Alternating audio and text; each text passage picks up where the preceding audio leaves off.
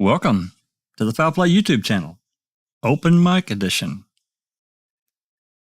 Greetings and hello, everyone. Welcome to Open Mic number 124.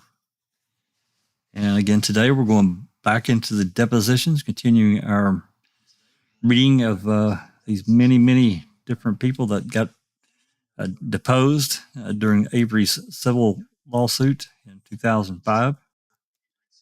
And today we're, well, actually, I think for August 4th, I think all these people are connected in one way or another to Manitowoc County, either police department or jail or something.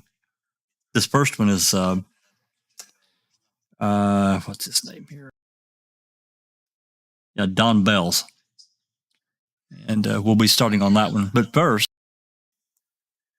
we should let everyone that's here in Discord say hello, and we'll greet everyone that's in the live chat, and then we'll get rolling.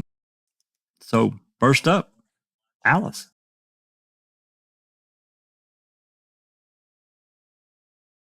Jack, hi everyone on panel, great to see you here. Hi to everyone in chat, and looking forward to what we're going to go over tonight. Absolutely. Thanks, Alice. And Cherie, how are you? I'm good. Greetings, everyone, and welcome to Open Mic. Sister Susan made it home from work. Hello to all the ma'am addicts out there. You're in good company. Here we go. And Sister Rhonda. Hello, everybody on panel and everyone who's joined us in chat.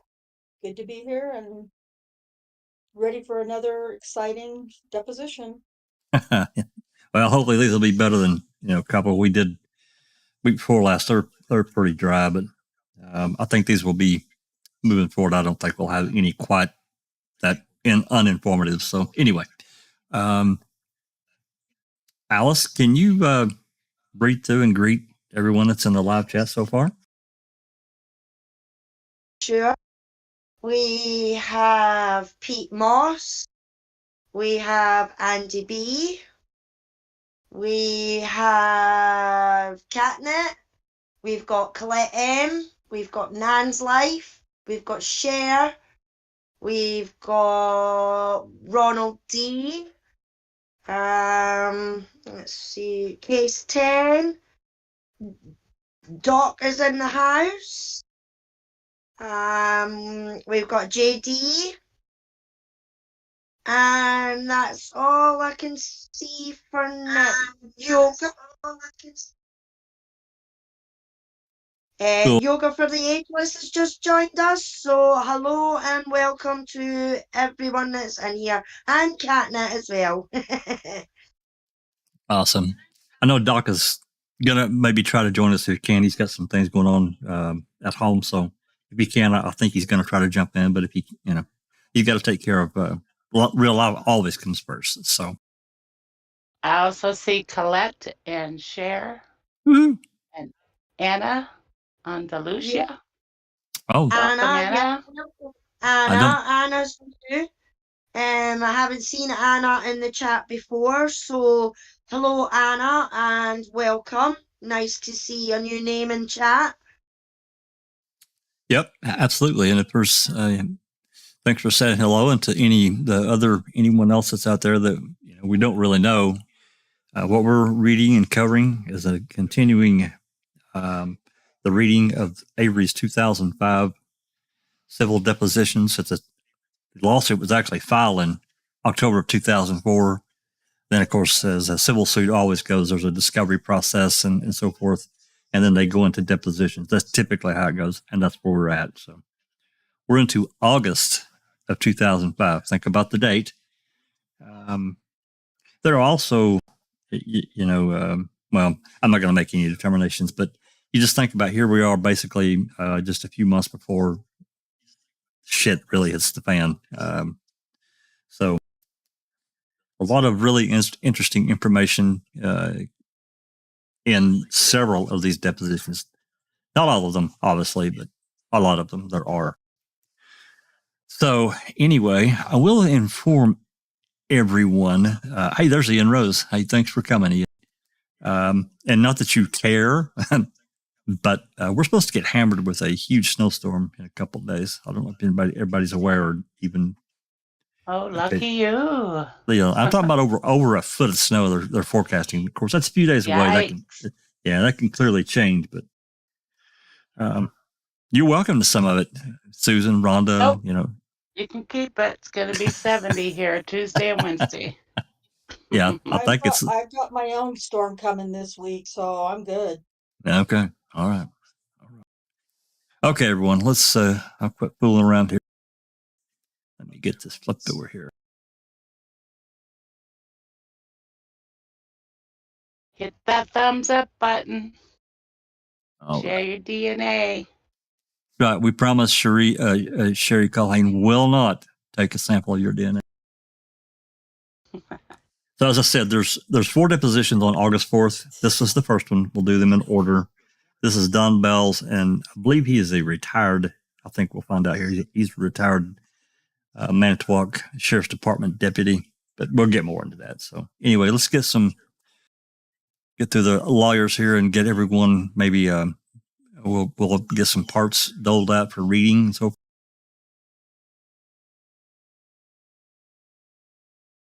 Of course, we've got Glenn and Cal,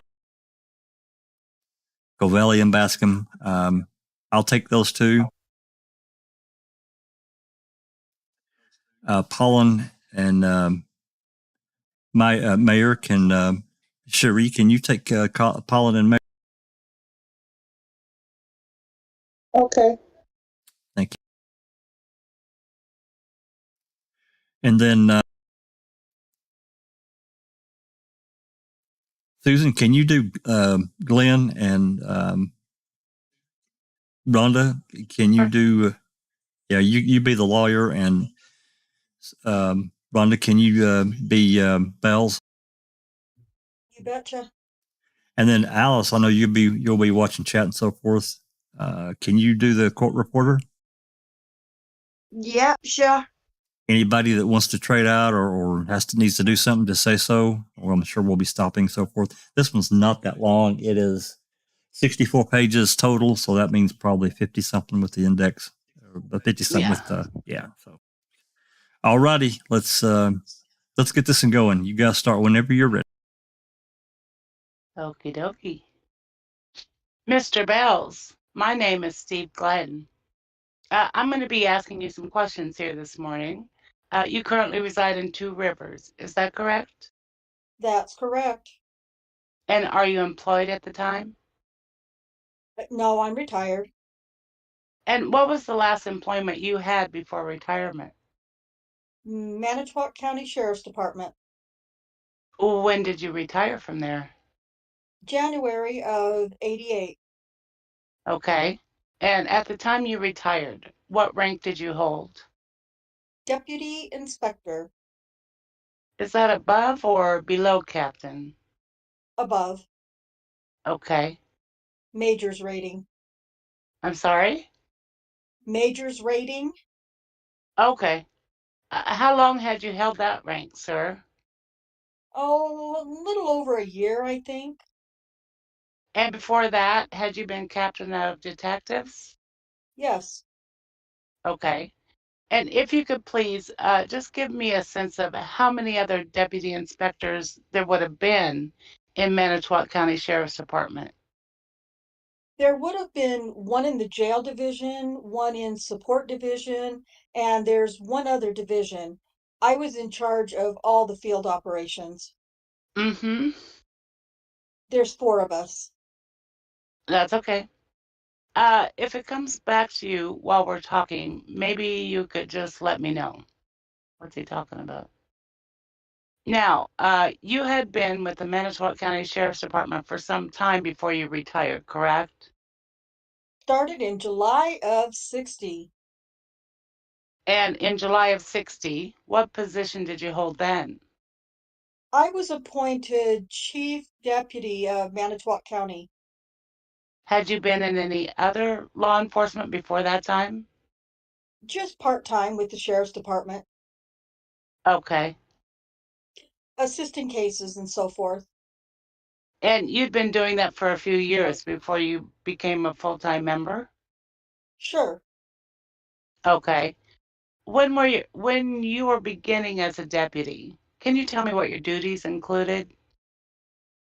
I don't understand your question. Are you talking about, Full time. oh, full-time? Yes, sir.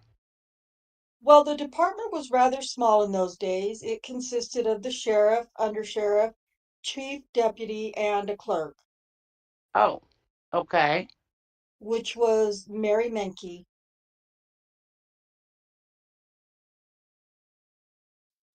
Reporter Mary Mankey. Reporter, I'm sorry. Mary Mary Menke. Thank you. Now called Mary Wu WU.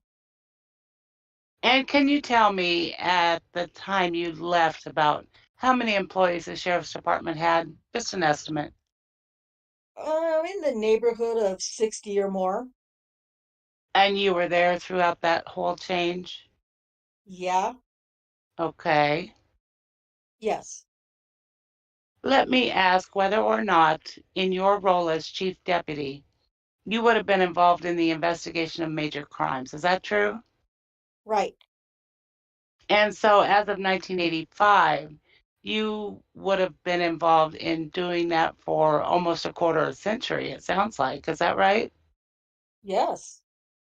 And how long had you been captain of detectives by 1985? Do you know?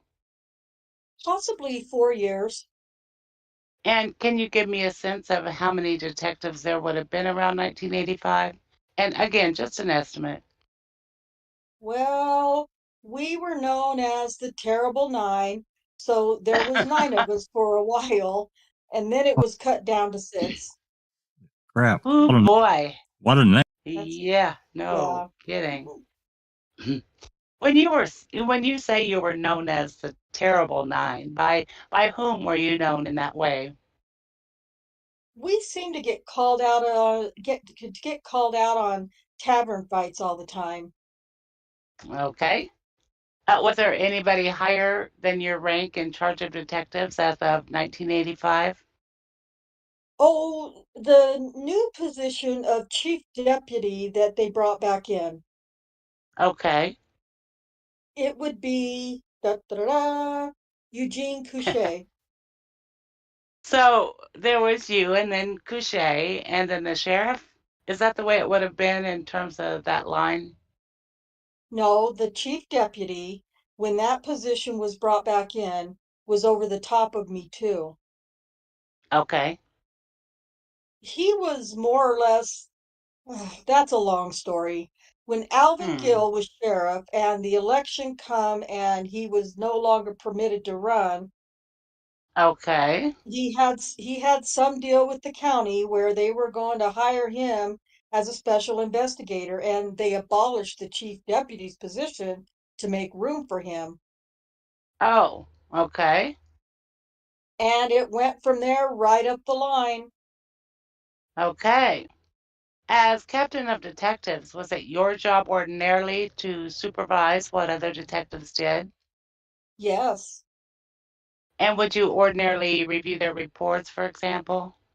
yes, And would you ordinarily decide how to staff an investigation? That is, which detective would be responsible for it? right, yes, And who would play what roles in an investigation? yes, Yes. yes, And you'd been doing that for, well, for a long time by then, correct? correct. And I mean, you were certainly in possession of all your faculties at that time, right? Most of them, Most of the time. or most of the time. And Mr. Kelly, that'll that teach you. and you weren't at that particular time, under any kind of disciplinary orders, were you? No, Okay, so 1985. along comes the Stephen Avery arrest and the Penny Berenson assault. Do you recall that generally? Yes. Do you know when you first became involved in that investigation to the extent you did? I think it was the first day. I went to the scene. Do you want to know who was with me? Mm-hmm. I'm sure Tom Kusarek was there, Detective Gospodarek, myself. One of the traffic officers was initially given a job of diagramming the scene by the sheriff. There were others there, but I just can't. Sure, sure. At this time, I can't picture the names. Reporter, I'm sorry, I didn't get that. I can't picture the names right now for the rest of them. Thank you. As the captain of detectives in 1985, it would ordinarily have been your job to run that sort of investigation. Right? Is that right? Yes. Because that would have been considered a serious crime, certainly, right? Yes. And I take it at that time you were among the most experienced people on that department. Would that be true? I would say so, yes. But as I understand things, you were not in charge of the Berenson investigation. Is that also right? Correct. Who was in charge? Sheriff Tom Kusarek. Da, da, da, da.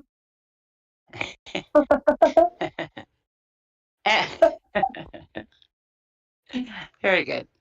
And can you tell me how long Mr. Kazurik had been sheriff around the time of the Berenson investigation?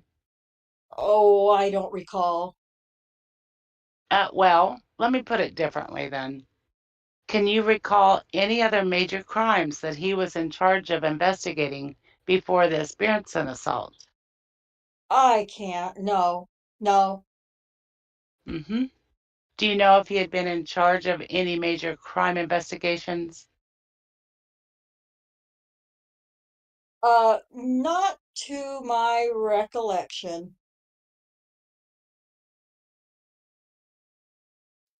Mr. Bascom, you mean at any point in time, or are you still talking about before this incident?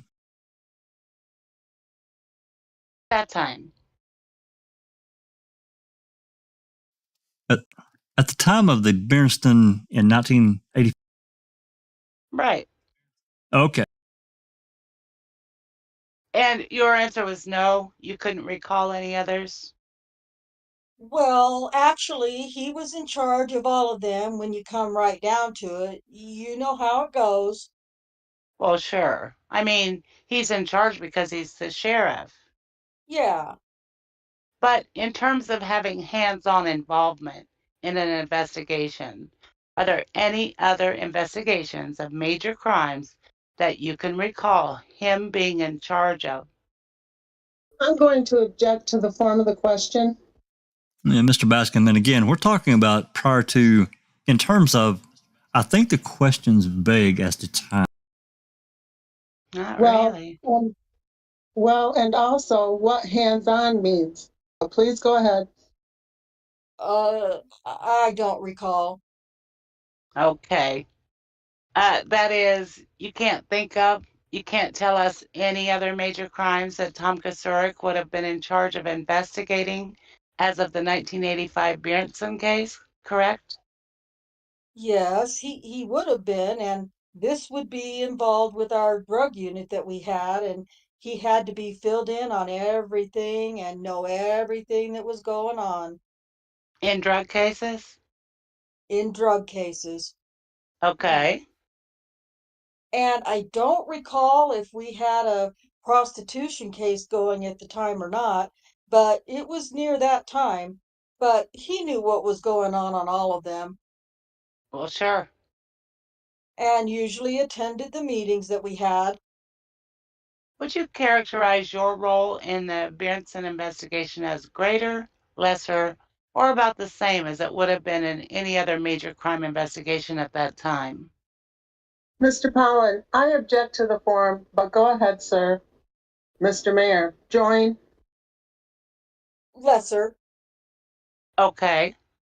How long had Mr. Kasurik been with the Manitowoc County Sheriff's Department in 1985? Oh, I don't recall. Had he come up through the ranks before he became sheriff? He came from Manitowoc Police Department, The city of Manitowoc Police Department? right? Okay. And did he come directly then from the Manitowoc City Police Department into the Manitowoc County Sheriff's Department? Right after the election. He made it, yeah.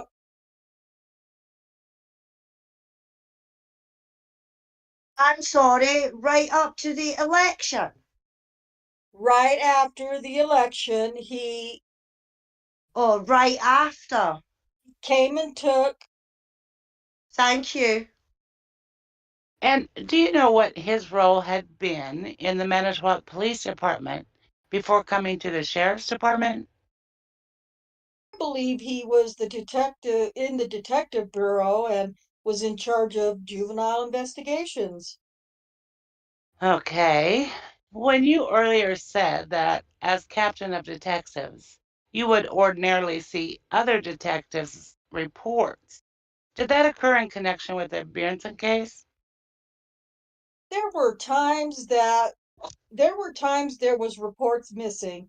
They were in the sheriff's office locked up. I usually took care of the court proceedings with marking all of the evidence we had and all of the statements we had, making a master list.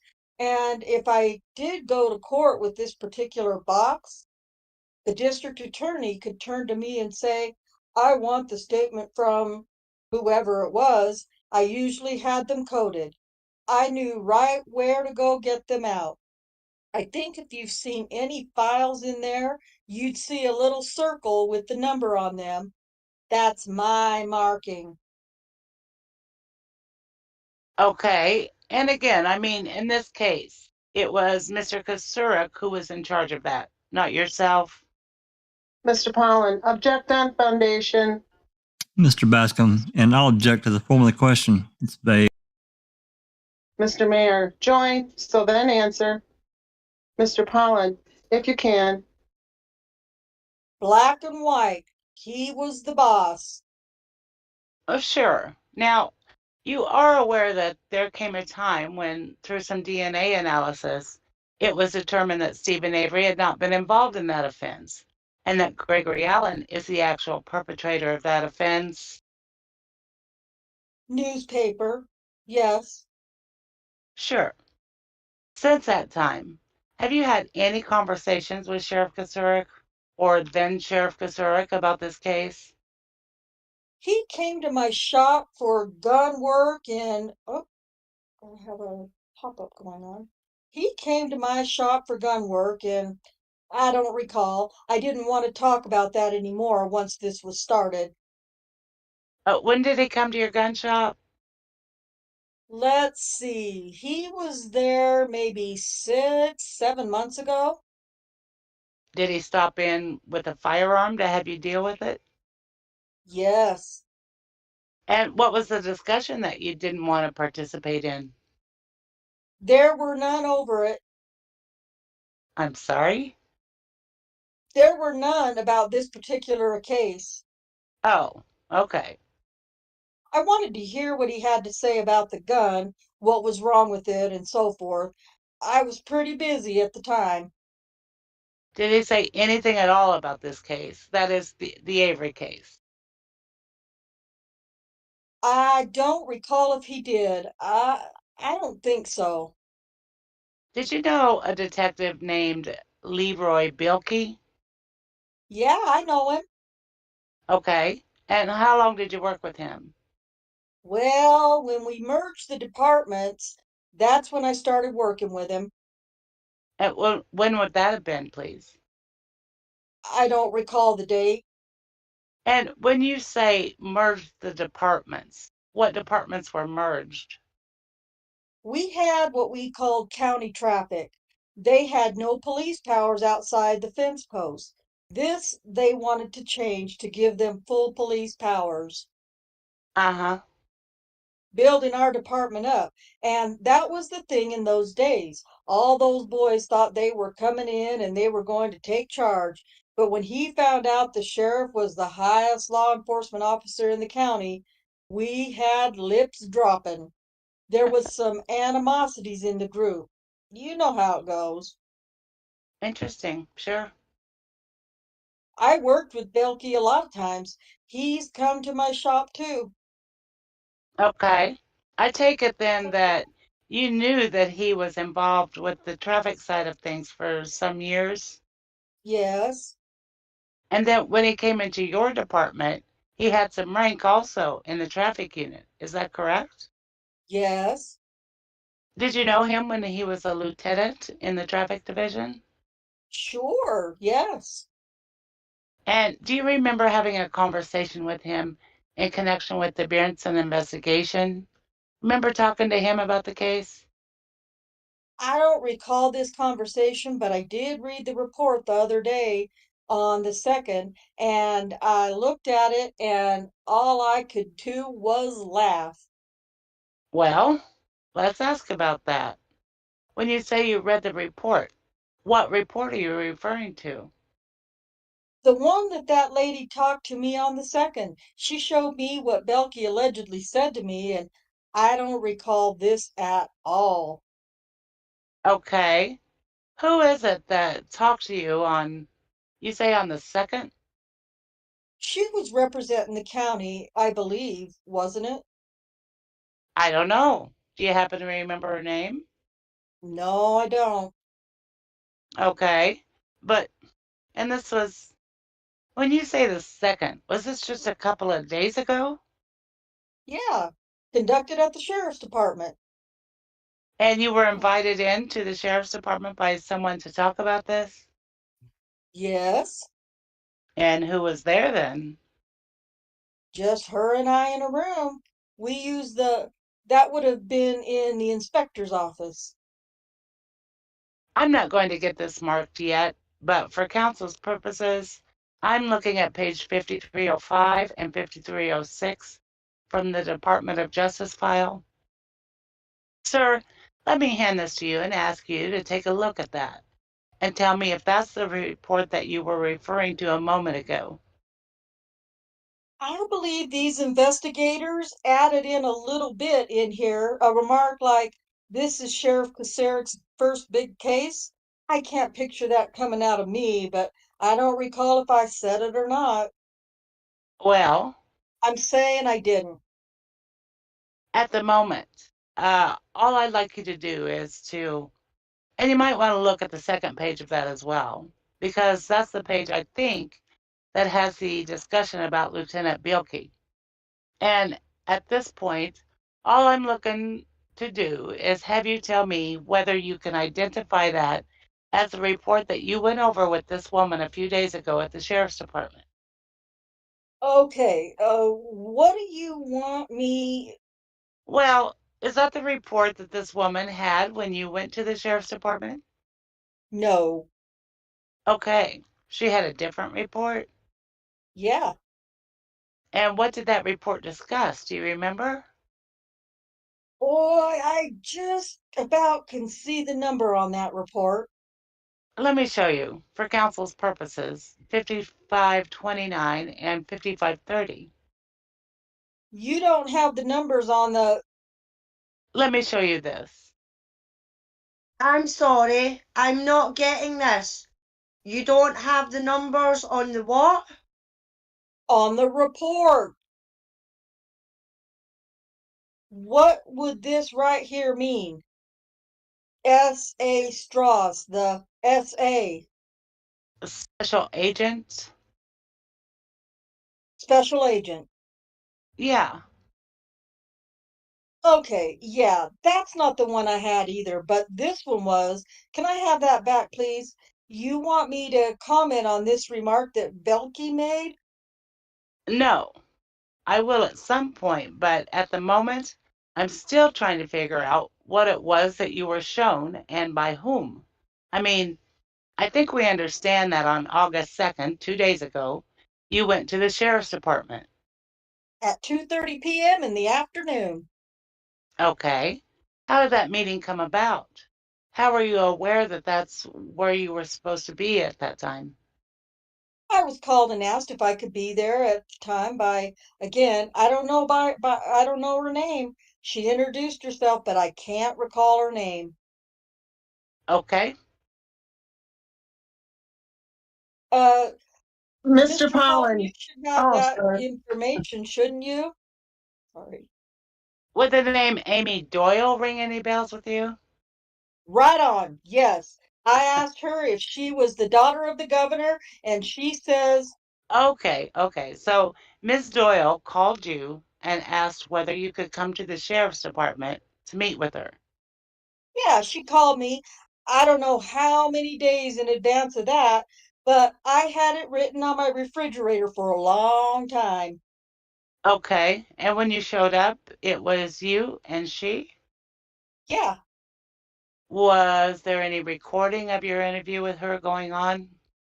not that I could see. And was she taking notes at the time? Yes, Speaking with you? Did she ever go over those notes with you? her notes? Yeah, just to make sure she got things accurate or anything. Yes. Every time she put something down there, I think she clarified what she was writing. And she showed you some papers? Yes. And do you have any sense of how many papers she showed you? She had an entire file on the desk. It was sitting this far away from me.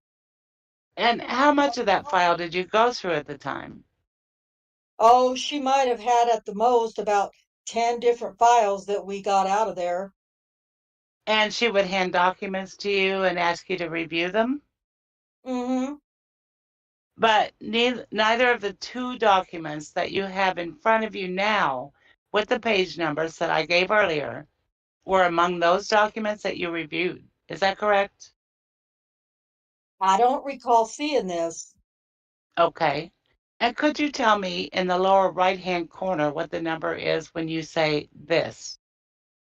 The large number is 005529. Okay. And how about the other document? 005305. And I take it you don't recall that document as being one that she showed you either? I don't recall. Okay. Well, let me have those back, please. If those are not, if neither of these is the document that you were shown, can you tell me what the subject was of the document that you were shown? This was, Let me back up. Was it a police report type document? yeah, it had one of my numbers on it. Okay. And was it about the Penny Berenson case and Mr. Avery case? Indirectly, yes. Okay. What was it about directly? Talking about Bilky coming to see me That's what the report was? about another suspect. Okay. That's what I recall. And that's at the bottom of your one. It's the same one that you were just looking at before? Yeah. The Wording was a lot different. Okay. Wording was different, you say. Yeah. Okay. Well, let me ask you about that subject. Do you recall Lieutenant Bielke coming to you to discuss the possibility of another suspect? Truthfully, no, I don't remember him coming. Do you have a recollection of, oh, I don't know, Lieutenant Bielke ever saying anything about a man having been seen in the area of the assault at the time Penny Berenson was assaulted? I would have wrote a report on this myself, and that's the one I saw. Bilky came to me, and his words were something like one of the deputies saw, or one of the deputies got information from somebody that they saw this person in the area. Wouldn't tell me the name of the deputy that gave him the information. Wouldn't give me any information, but the subject probably lives in Sheboygan someplace. he had no name of the suspect. It was one of those things I sat there and said, now what do I do with this? My usual thing, if they come up to me with something decent, I'd get on the phone immediately and I'd call the detectives in Sheboygan County.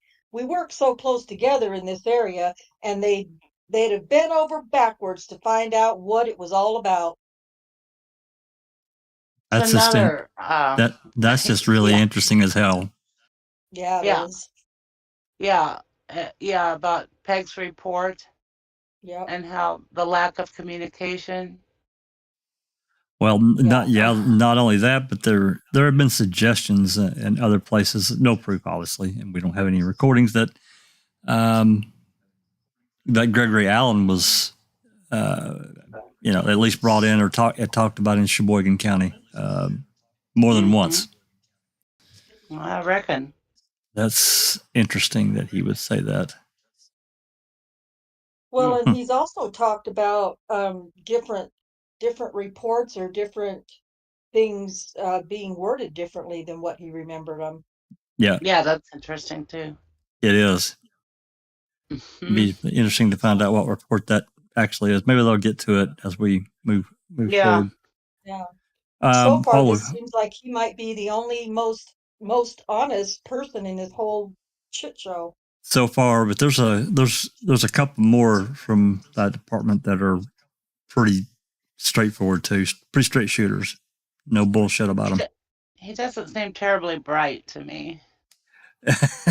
Considering his rank, no, not at all. Well, and he's probably pretty old too. Well, getting up there, I should say.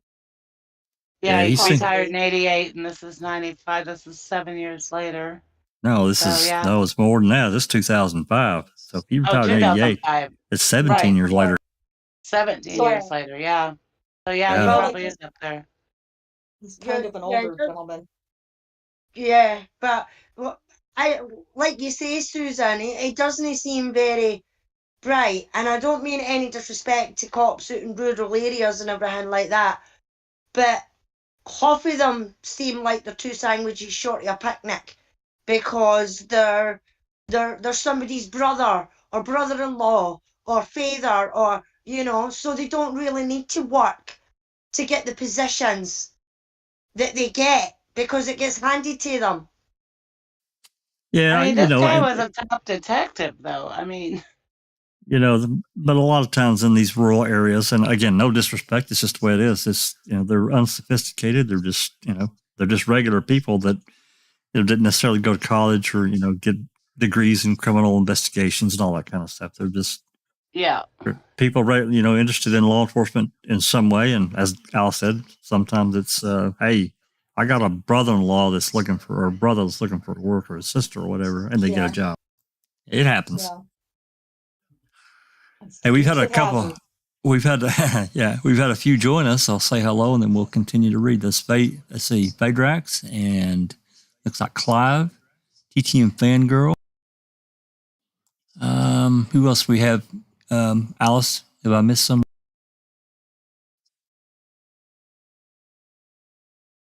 Magic Behind the Magic has joined us as well.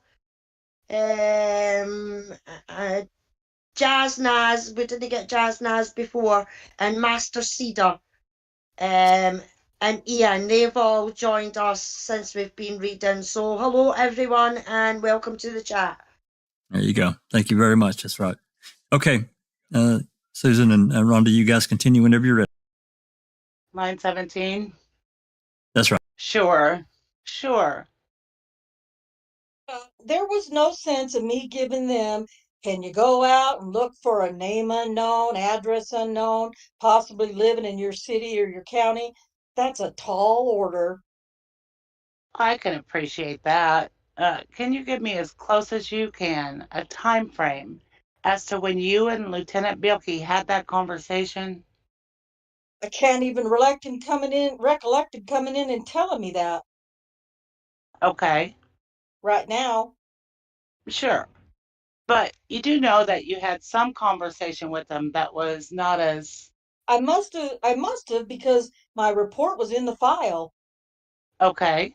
And in your discussion with him, he made some comment about somebody from Sheboygan. Mr. Covelli, I'm going to object. No, Is that correct? Mr. Covelli, excuse me. I'm going to object. No foundation. This witness has testified that he doesn't have a present recall. Mr. Bascom, I'll join in that. You're allowed to answer the question. What was that? You're allowed to answer the question. You'd have to repeat what you want to know, what you want now. Wait, what? You'd have What to you- repeat what you want now. Okay, well, let me try this. You do recall having some conversation with Lieutenant Belz in which he mentioned someone from Sheboygan as being a possible suspect. Is that correct? I cannot recall it, but the only thing that brings it back to me is the report I saw yesterday. Okay. And I still can't remember him coming to my office. Well, whether he came into your office or not, I mean, he had some conversation with you, it sounds like.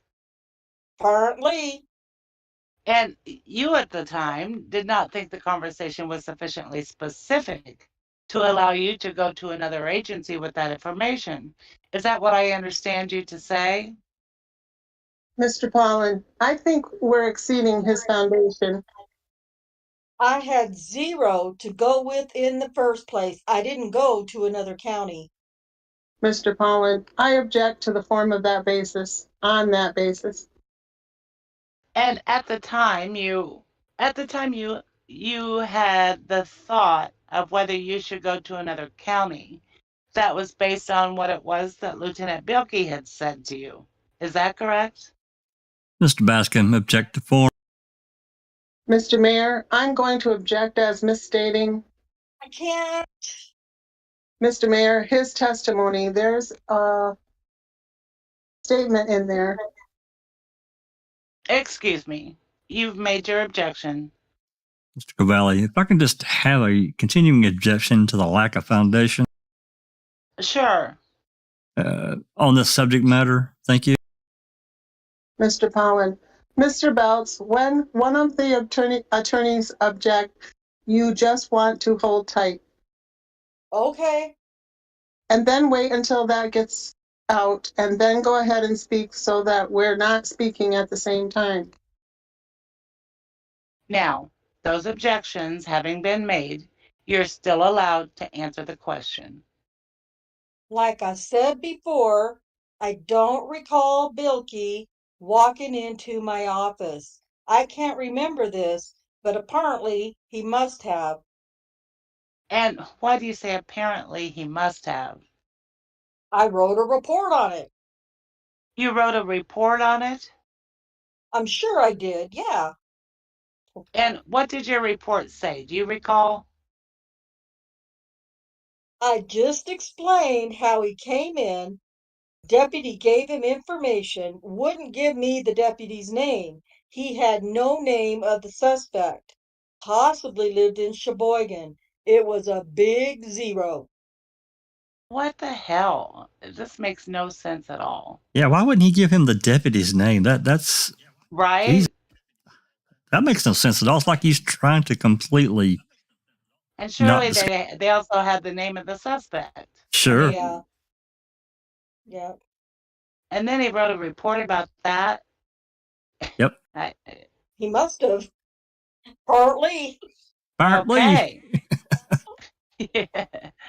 You recall, well, do you recall any conversation at all with Lieutenant Belz concerning the Avery case? I really can't remember that, but apparently, like I said, I must have because I wrote a report on it. Okay. So seeing that report caused you to say that you must have had that sort of conversation. Is that a fair statement? Apparently. I mean, you wouldn't have made up a report out of thin air, correct? That's work. So you wouldn't have done that, correct? No. And if you wrote a report to that effect, it must have happened, correct? Mr. Pollen, I object. It's foundation at this point.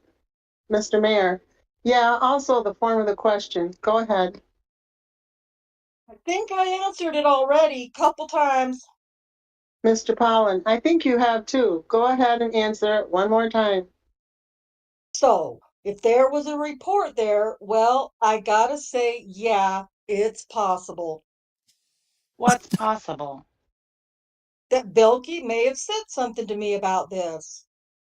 Well, sir, it's more than possible, wouldn't you agree? I mean, you wouldn't have written the report if it didn't happen, would you? Apparently not. Okay. So can we agree that it happened, but you just today don't have a recollection of it? Is that what you're telling me? Mr. Covelli, objection form. For fuck's Mr. sake. Mr. Bascom, join. Mr. Mayor, join. Go ahead and answer it. I suppose so. Now, I take it that in 1985, with 25 years of law enforcement experience in the Manitowoc County Sheriff's Department, you would have realized that if there was another suspect in the Berenson assault, that would be important information, correct? Yes, it would. And you would have, based on your experience and training, made an effort to find out information about this other suspect if there was one, correct? If you have good information, yes. Do you have any recollection of referring Lieutenant Bilkey to Sheriff Kasurik? No, Do you have any recollection of referring Lieutenant Bilkey to the district attorney's office? no, You do recognize the Bilkey statement. Well, let me withdraw that. On the second, when you looked at the file documents that you were shown, is that the first time that you recall seeing anything relating to the Bilkey statement? I really don't recall. I take it you don't have any record yourself relating to any of this. Is that right? No, Do you keep a memo book at that time? Did you? no, Did you no, keep any form of memos or notes about the events of 1985 during 1985? no. So, is it correct that the only documents that would reflect what you did or whom you spoke with in 1985 would be the police reports that you yourself may have generated back then? Not necessarily that I generated, but Somebody did. yeah, There wouldn't be anything beyond that, is that right? I mean, you didn't keep a personal memo book, is what I'm getting at. no, no. Why do lawyers ask the exact same thing like 5 or 6 times? I don't understand that. I don't. It's a little ridiculous. I think in some Yeah. of what he's done here. I mean, you know, this guy's being a little evasive. Actually, in some parts, he's been really evasive to me. It's like he's kind of been told, Yeah. "Don't discuss 1985." That's what, at least that's in part what I'm taking back. But again, you're right. I think he went too far in some of it. I mean, I see this in every trial and every deposition. I mean, they all do the same thing. I just don't know why they have to go over the same thing so many times. It's pretty frustrating and irritating, actually. Well, Yeah. it's a tactic, I believe, to possibly twist an answer or get a different answer from the same question. Trip them a little. Kind of trip them up a little bit, yeah. That's what I was going to say too. Any way to impeach a witness, that's Yeah. the goal. Well, that makes sense. Well, you know, Sister Susan, we have a lawyer here, so not to put Cherie on the. I'm not putting Cherie on this. Trials yet, but I know I've seen that done too, and I think that's why. Keep hoping they'll get an answer they want, I guess. Yeah. Okay. So other than the police Sorry, just before we get started, sorry, Susan, just before we get started, Barb has joined us in chat. Hey, Hi, Barb. Barb. Nice Hello, to Barb. see you. Yeah, Hey, thanks for I coming, also Barb. wanted to say really quick, before we go on, at least in a trial, anything to put some kind of doubt in the jury's mind. I realize this isn't being held in front of a jury, but in a trial, all the trials that we've all watched, anything that they can say to put doubt in the jury's mind in some way, shape, or form also. I think that's part of that tactic as well. Okay. All right, continue on. All right, boss.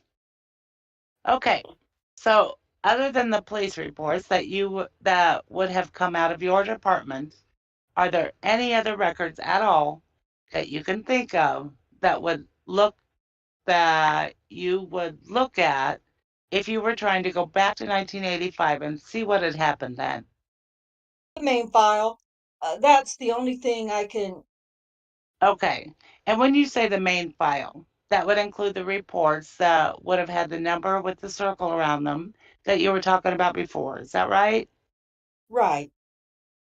Do you recall ever having any conversation with Sheriff Kasurik about Stephen Avery matching the description provided by Penny Bjornson? Nope. Do you ever recall having any conversation with Sheriff Kasurik about the Bjornson investigation at all? Just general things going on at the time.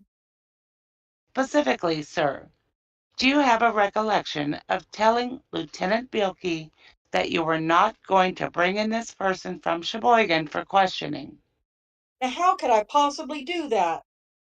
So does that mean you do not have a recollection of telling him that? No. And do you remember telling Lieutenant Bielke that you couldn't bring in the person for questioning because the sheriff wanted Stephen Avery convicted on this case because the description given by Penny Bjornson matched Stephen Avery? Mr. Cavalli, objection. Foundation for. Mr. Mayor, join. Okay, now back up. The sheriff allegedly told me this? Mr. Bascom, why don't you read back the question? Do you not understand the question? I mean, is that... Well, in talking, I kind of lost track. I'd like to hear it again. Could you do that, reporter? Sure. Off the record, question played back. We're back on the record. The question's been played back. Do you recall the question enough to answer it? Sheriff never told me this. And when you say this, you mean the sheriff never told you that because Stephen Avery's description matched the description given by Penny Bjornson, that the sheriff was going to stick with Stephen Avery as his suspect? He never Is that correct? told me that. Okay. Did you ever have any conversation along those lines at all with Mr. Kasurik? I had very few conversations with him about this case. Have you had any disagreements with Lieutenant Bielke in the last 15 years? Not really. I take it that you took a look at the report of his interview. That's the one where you were asking me what the SA, the special agent designation, was. Yeah. Mr. Bascom, object to the form of the question. It's vague as to time. And you've looked at this report today, correct? Correct. Do you recall whether you've seen that report earlier? That particular one? No. And again, the one we're talking about is the one that has 5529 down at the bottom right corner. Is that right? Mr. Kelly, that's from Exhibit 15 in the Strauss deposition. I gotta take a break.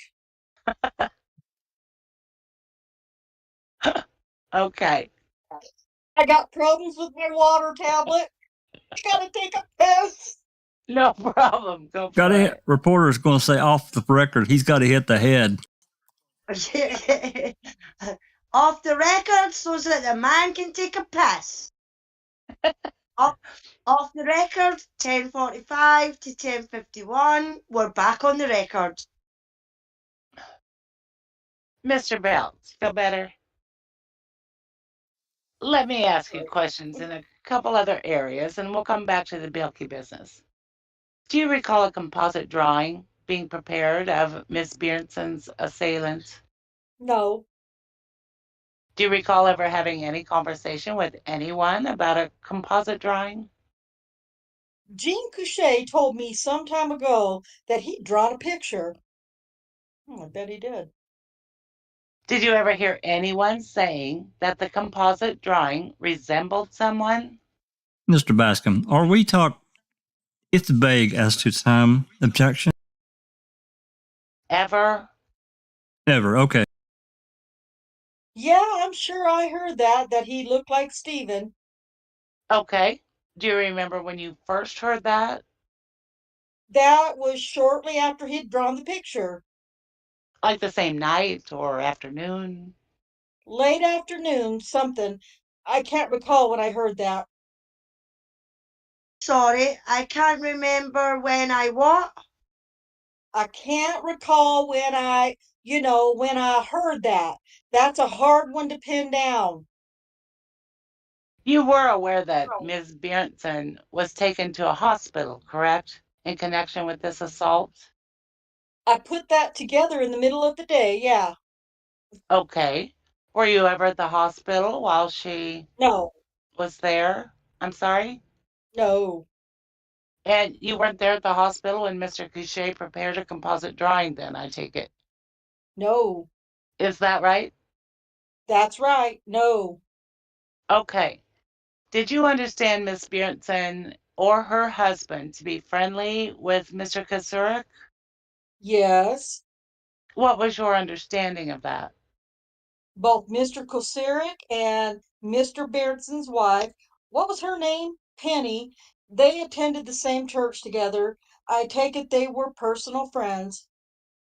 Did you ever have any discussion with Mr. Kasurik as to why it was that he was running the investigation into the Penny Bjornson assault, as opposed to your running it?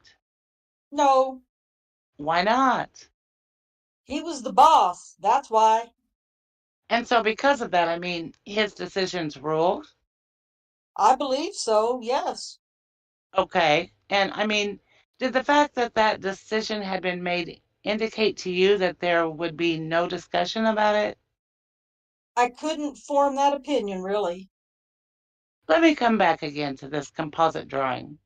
Tell me again, with respect to this 5305 document, let me invite your attention, sir, to the third paragraph and ask, first of all, do you recall seeing what report? Do you recall seeing that report before today? Mr. Pollard, his question is, do you remember seeing that report before today? I don't believe I saw this one. Okay, then could you hand it back to me, please?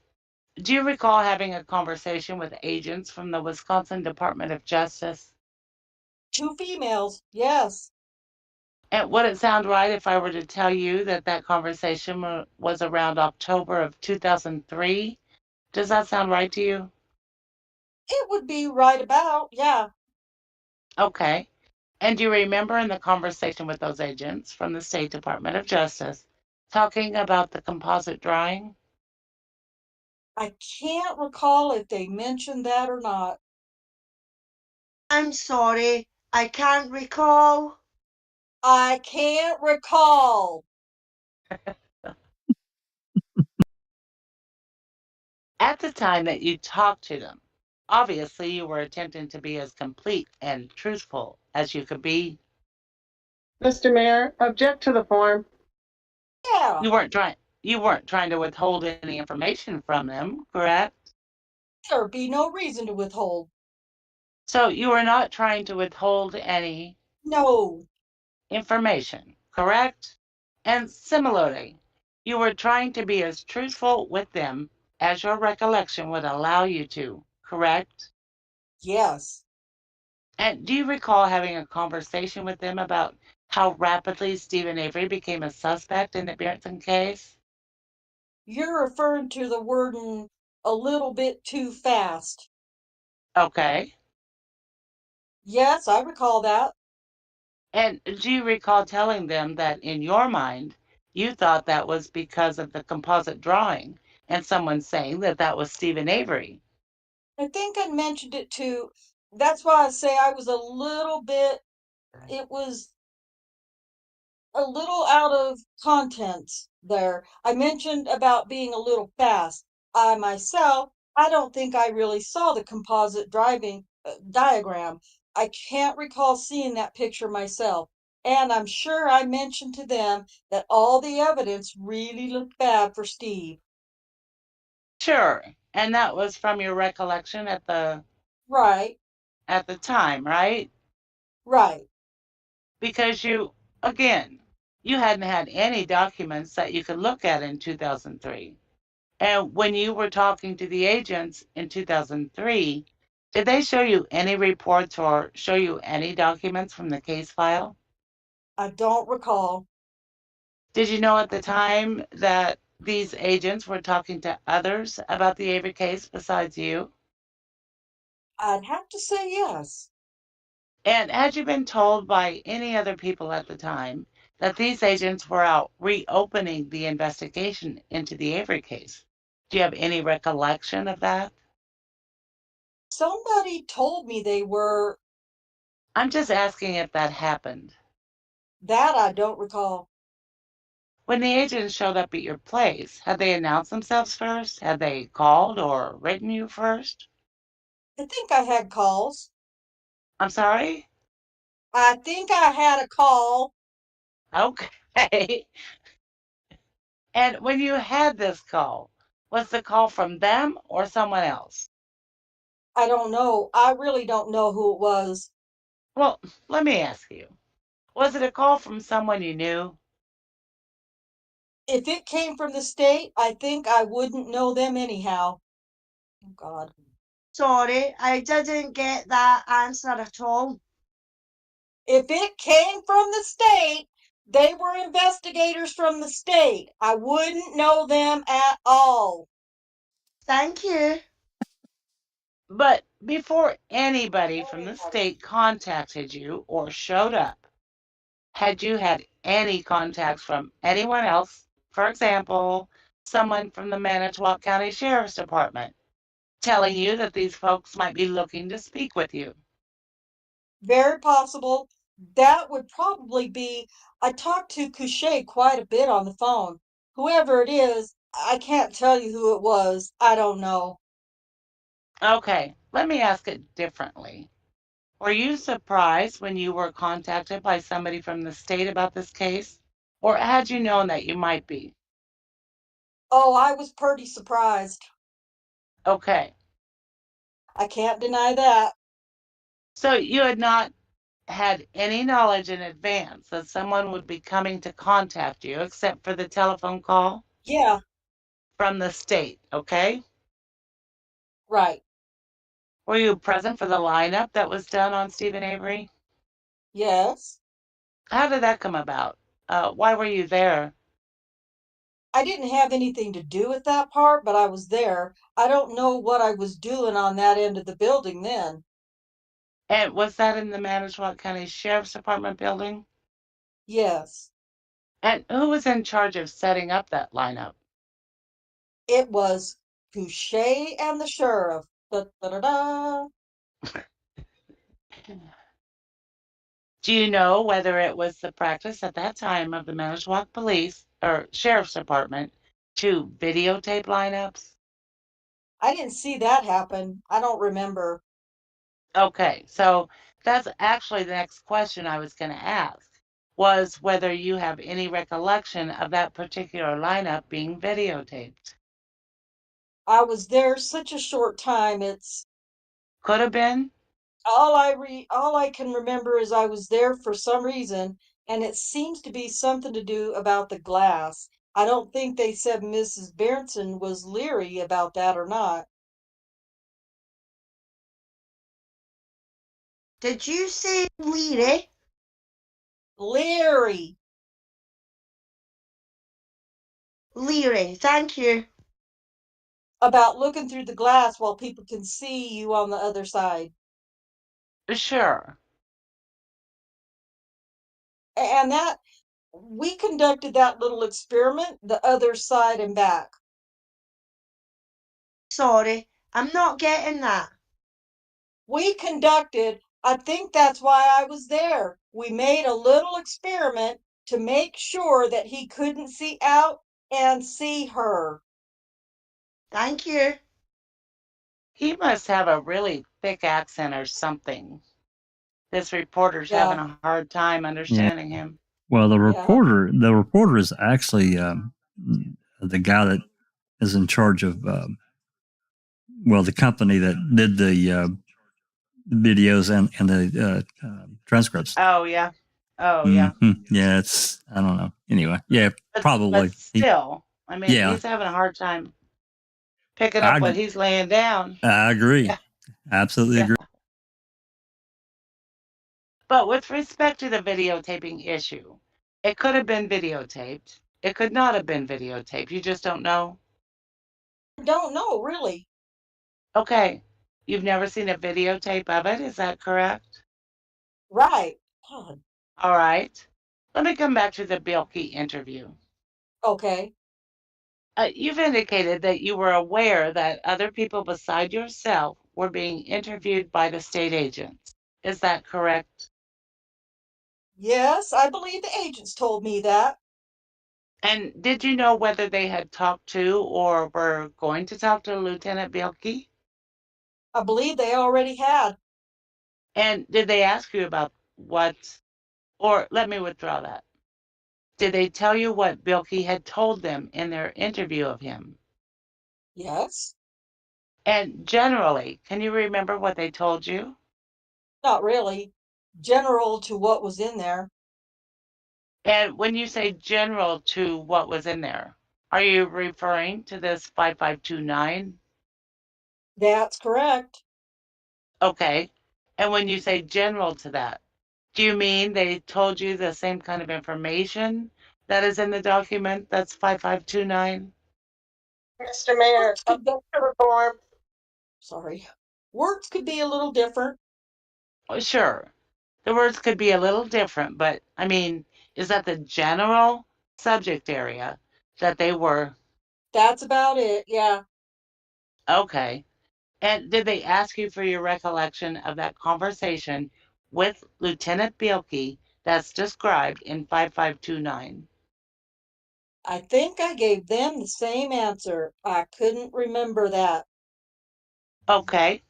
And I had asked you before we took the recess or the break in the deposition here, whether you had had any personal disagreements with Lieutenant Bilkey in the last, say, 15 years or so. Remember that? Animosities over the merger and that petty stuff. And that would have been long before Berenson Yeah. matter came up, correct? Yeah. So you and Lieutenant Bilkey had been working on the same department for a number of years as of 1985. Would that be correct? Sure. Yes. And you had no reason to disbelieve that Bilkey would say what Bilkey would say, did you, in 1985? Mr. Covelli, objection. Form of the question. Competence of the witness. Wow. I have no reason. Right. To disbelieve Bilkey in 1985. Mr. Covelli, same objection. I have no thought about that at all. He gave me nothing. He got returned nothing. And from 1985 up to today, you've had no reason to disbelieve Lieutenant Bilkey, correct? Mr. Pollen, I would object on foundation and form at this point, given his testimony. Mr. Covelli, same objection. Mr. Mayor, join. Mr. Bascom, yeah, me too. Mr. Pollen, go ahead, sir, if you can, though. I can't answer that. I don't know. That is, you can't identify for me a reason why you personally would not believe a statement made by Lieutenant Bilkey, correct? Mr. Mayor, same objections. No, I wouldn't. And when the special agents talked to you about Mr. Bilkey, having said that he had had a conversation with you about a suspect from the Sheboygan area, do you recall what you said to them? Not really. Nope. But I understand you to be saying that that's not something that you have a recollection of. Right. Do you recall any conversation that you had with Mr. Kasurik about Mr. Kasurik's having had contact with the DA concerning the Bjornson matter? Not really. Do you recall having a conversation with Mr. Bielke in which you told him of a conversation between Mr. Kasurik and the district attorney? No, not that. You're not making any sense here. You'll have to rephrase that somehow. Okay. Can't grasp it. Do you recall telling Lieutenant Bielke that you had talked to Sheriff Kasurik about a conversation that Sheriff Kasurik had had with the district attorney? Mr. Cavelli, object to the form of the question. Vague. Mr. Mayor, yeah, Foreman Foundation. No, I don't. I don't recall it. Do you recall specifically telling Lieutenant Bielke that Sheriff Kasurik had told you that he had told District Attorney Vogel not to screw up this case, meaning the Bjornson case? No, I heard that the other day. And you have no recollection of that? No, Did you ever have any conversation with anyone else about a suspect from the Sheboygan area? Mr. Pollen, with anyone else other than Well, just say with anyone. Mr. Pollen? Okay, I apologize. No, that's fine. not that I can recall. Do you recall Mr. Couchet coming to talk to you in the mid-1990s while an appeal or a post-conviction effort was being made on behalf of Mr. Avery to ask about a Sheboygan suspect? This is hard to answer because it would be no, but I can recall another suspect coming from that end of the county near Sheboygan, and that one and that one I can even name. It was young Larry Klein, and he was, I don't know, but they'd done some checking on him, and he wasn't even here at the time. I knew this subject real well, arrested him numerous times for drug related cases, but I can't recall Couchet asking me that. Okay. And do you know how the Klein name is spelled? Klein, I guess. Okay.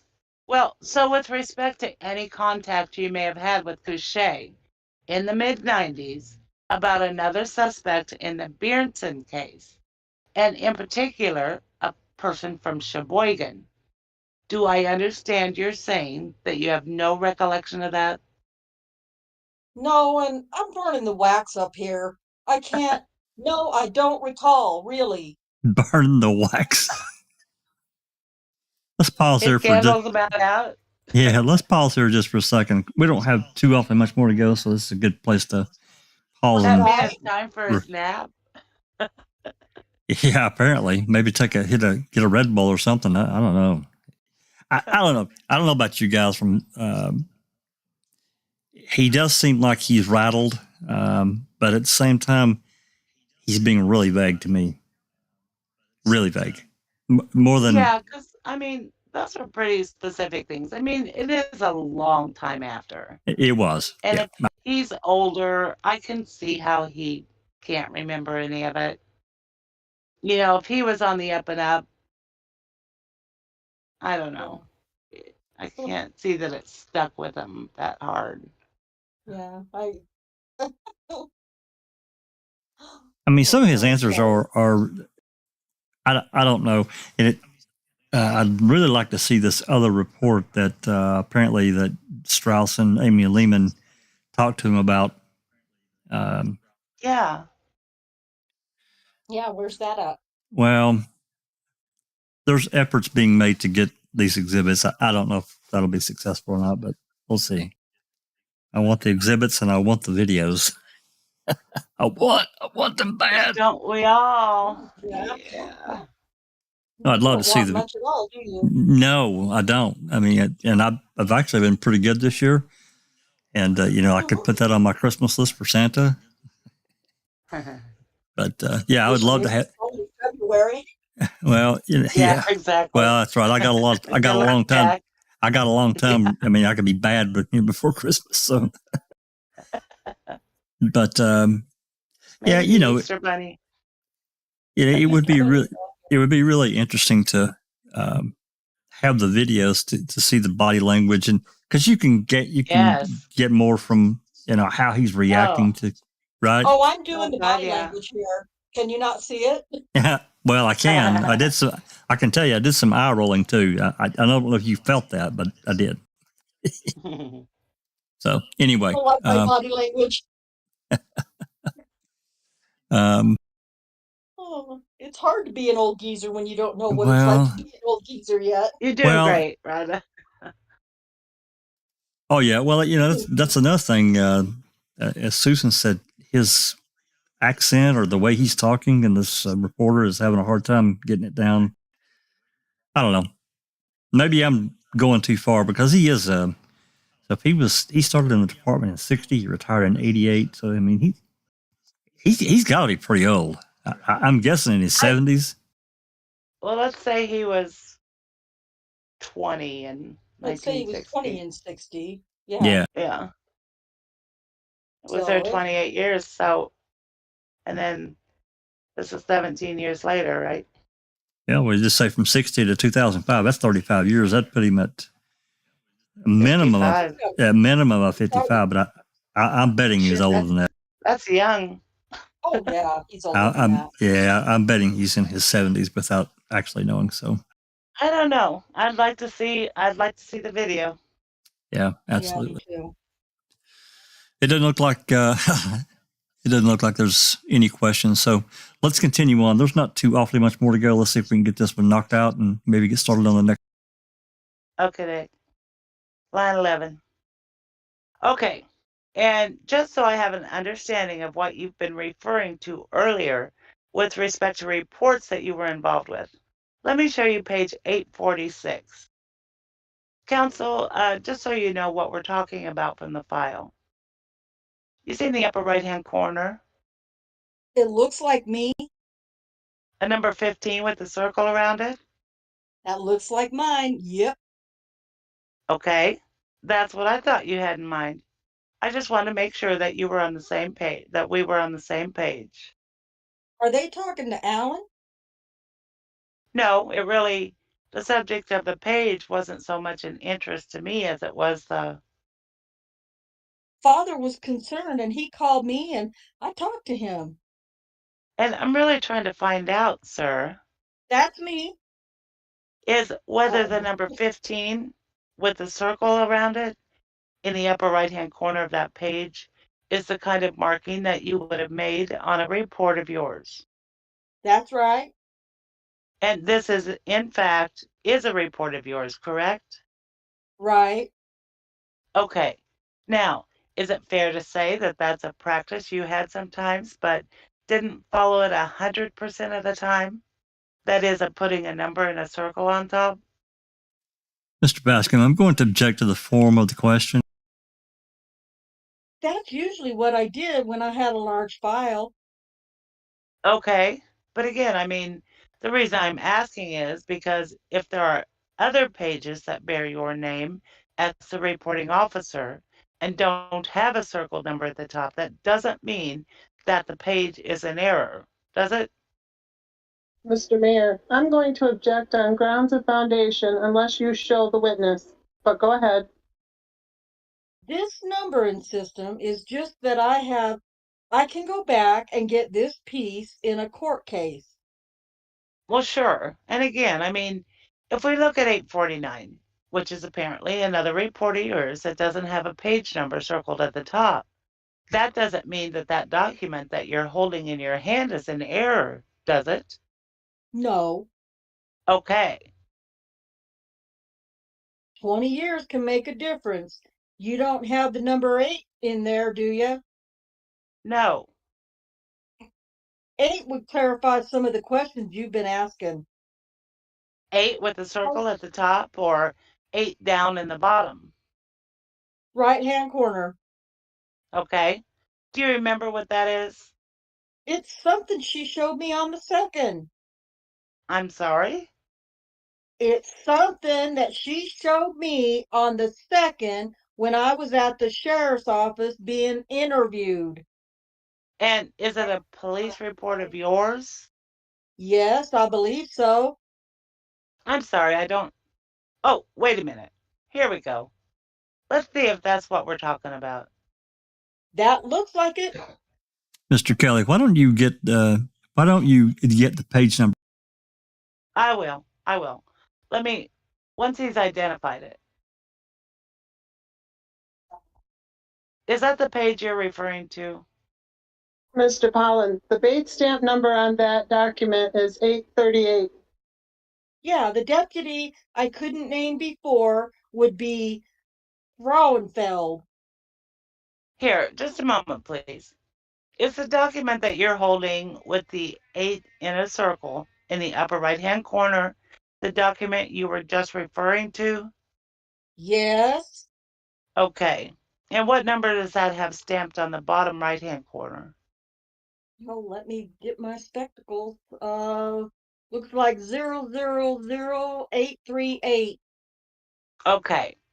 Now, And this one was typed up by Detective Gospodarek, who is now deceased. okay. When you say that this report would help clarify things, Now, this is the first time we went to the scene. okay. Frauenfeld drew the picture, of the area. Okay. Is that the clarification that you were referring to? That's what I'm referring to. This is the visit to the scene, is that right? Where I couldn't name the deputy that was Sure. the sketch artist that joined us. Okay. And having seen this, you now recall that it was a deputy named Frauenfeld, Frauenfeld. Yeah? Yeah. That drew Yeah. that rough map? Okay. And is that document, this one with the 8 circled at the top, is that one of the documents you went over with Amy Doyle a couple days ago? He had that one, yeah. Okay. And showed it to you, I take it? Is that right? What was that? And she showed it to you? I mean, you saw it then? Sure, yeah, Okay. she did. That's all I have. Thank you. Whew. Off the record, quickly. Okay, there being no further questions, this deposition is concluded at 11:21 a.m. Off the record. Which to me is a little strange that these other lawyers didn't ask him anything. Nothing. That was like pulling teeth, wasn't it? Yeah, like I said, I don't know. Maybe he was getting a little dementia and bad memory, and I don't know. Some of his answers were really strange, unless the reporter got them wrong. Some of it was like, I don't know what the hell he was talking about. He didn't either. Nance Live said he was born in 32 and died in 2013. He was born the same year as my mom, and he died in 13, so he would have been 81, I think. Yeah. He's 60. Yeah. So that was 8 years. So 8 years previously would have been 74 when this deposition took place. In 2005, yeah. Like I said, I figured he was in his 70s. Mm-hmm. Okay. 73, 74, yeah, something like that. All right. Well, we got some, I guess, information from him. I don't know. I don't want to put out any innuendo or anything else. I do find it interesting that, Amy Doyle, she knew this deposition was scheduled. I'm sure they had a schedule they followed, and she knew he was going to be deposed on the 4th and she talked to him 2 days prior. We don't know what was said because he was really pretty vague about it. Glenn didn't really ask him too awfully much. Some, but He I sounds don't. surprised. Yeah, He he sounds surprised that happened. yeah, he did. So, alrighty. Hey, Jamie Hart has joined Hey, us. I see Jamie in there. What's up there, license plate man? Hey, Jamie. On the road again. On the road again. Hi, Jamie. I swear you work for Law and Crime, Jamie. There's a guy that has your voice on there. Yeah, but that's his alternate identity. He can't really talk about it. Yeah. Oh, okay. I'll be back in a bit, guys. I need to step away there now and make a phone call. Alrighty. Okay. Okay. Hey, we're doing good, Jamie. I hope you are as well. All right, let's move on to this next one. That was on the floor. This is Larry Welnicke. Is that how you say that? Welnicke? That's how I'd say it. Yeah, I think. Welnicke. Yeah, I think that's right. And it looks like his is roughly it says 58 pages, so I'm guessing 50 or a little bit less. That's so. Yeah, I think we've got time to get this one done before You're it in gets too. Arizona, Jamie? Wow. Oh, he's a traveling man. That's what I said. On the road again. On the road again. Nice. Yeah, Good time absolutely. of year for that. Yep. Make this a little bit bigger. That's golfing weather. Yeah, good driving weather. Fifth wheel living. Mhm. I think this Larry Welnicke, I think we're going to find out that he is the jailer. Okay. Over the jail at Manitowoc. I think that's right. We're going to find out here in a second. And of course, the lawyers, we'll get through them right quickly. It's Kelly and Glenn. And then Covelli and Bascom, which I'll continue to do. And now, do you guys want to take a break, switch it up, or are you good to read? I'm talking about Susan and Rhonda. It's up to you guys. I'm fine. I'm What you want to fine. do, Rhonda? I'm fine. Okay, so we'll get that lined up, and then Covelli and Bascom and Paul and Mary. If you could do those, Cherie, I would really appreciate it. And then while Alice is gone, I'll do the reporter if there's anything from there. And of course, also present with Stephen and Jody. Now, I know Jody goes to jail. I'm pretty sure it's sometime here in August. I don't know exactly when that was. Looks like Kelly does most of this. So, Susan, if you could do Kelly. Sure. And Rhonda, if you could do Welnicke. Okay. All righty. So it looks like we're starting off here on line 15. So you guys just go to it. And again, before we start, if there are any questions or comments, whatever, from those in the live chat, please put them in there. We'll pause and break. I'm sure a couple of times during the reading of this. So just put them in there if you have any questions or comments. All righty. Start whenever you're ready. Okay, Mr. Welnicke, would you tell me your address, please? Mr. Pollan, let's stop for a second. His home address? Yeah. I would ask that if we ask any questions like that a question of an officer's home address be done off the record. That's fine. Same thing with telephone numbers. Yes, please. Okay. What's your current position? Position? Yeah. Jail administrator?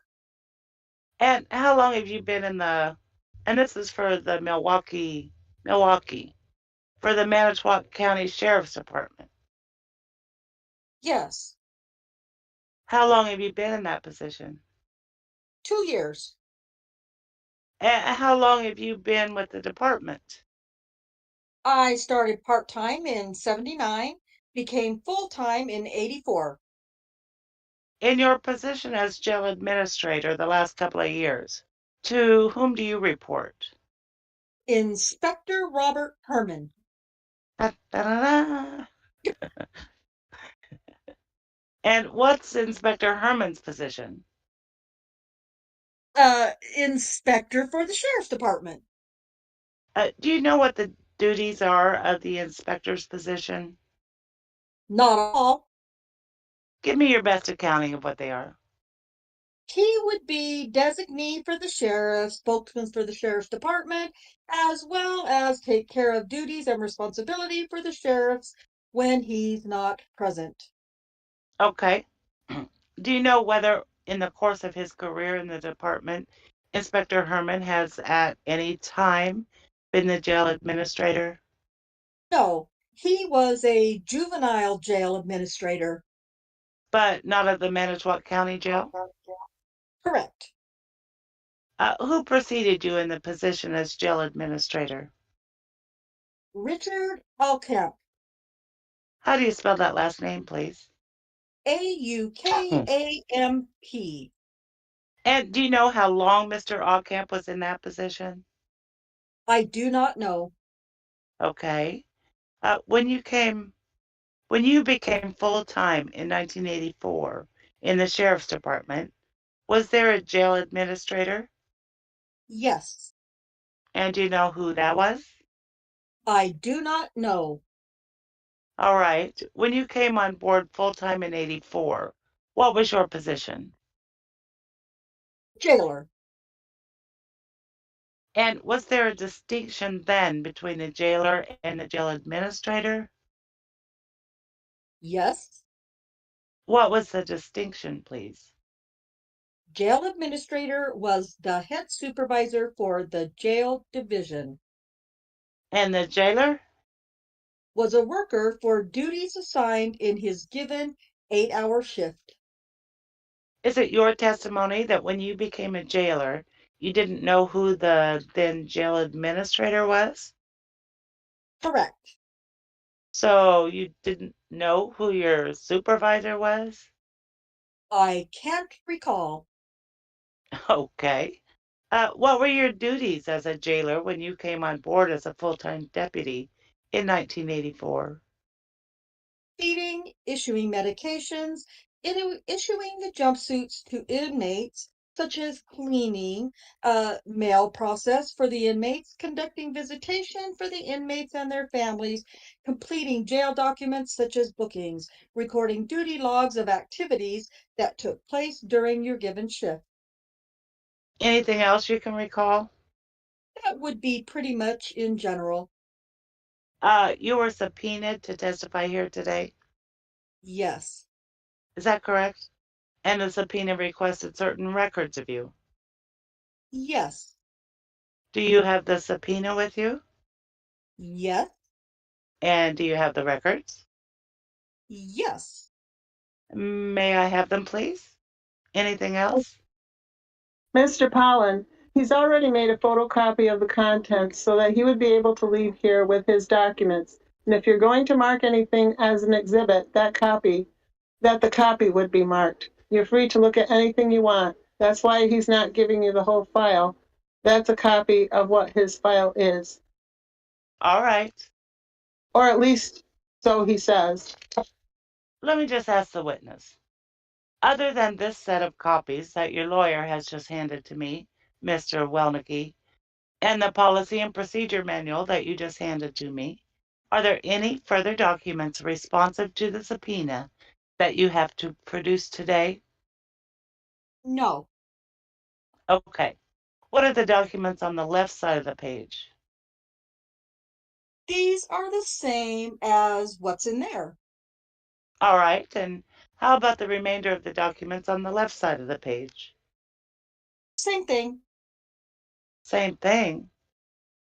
except for your correspondence or the subpoena and information in regards to statutes.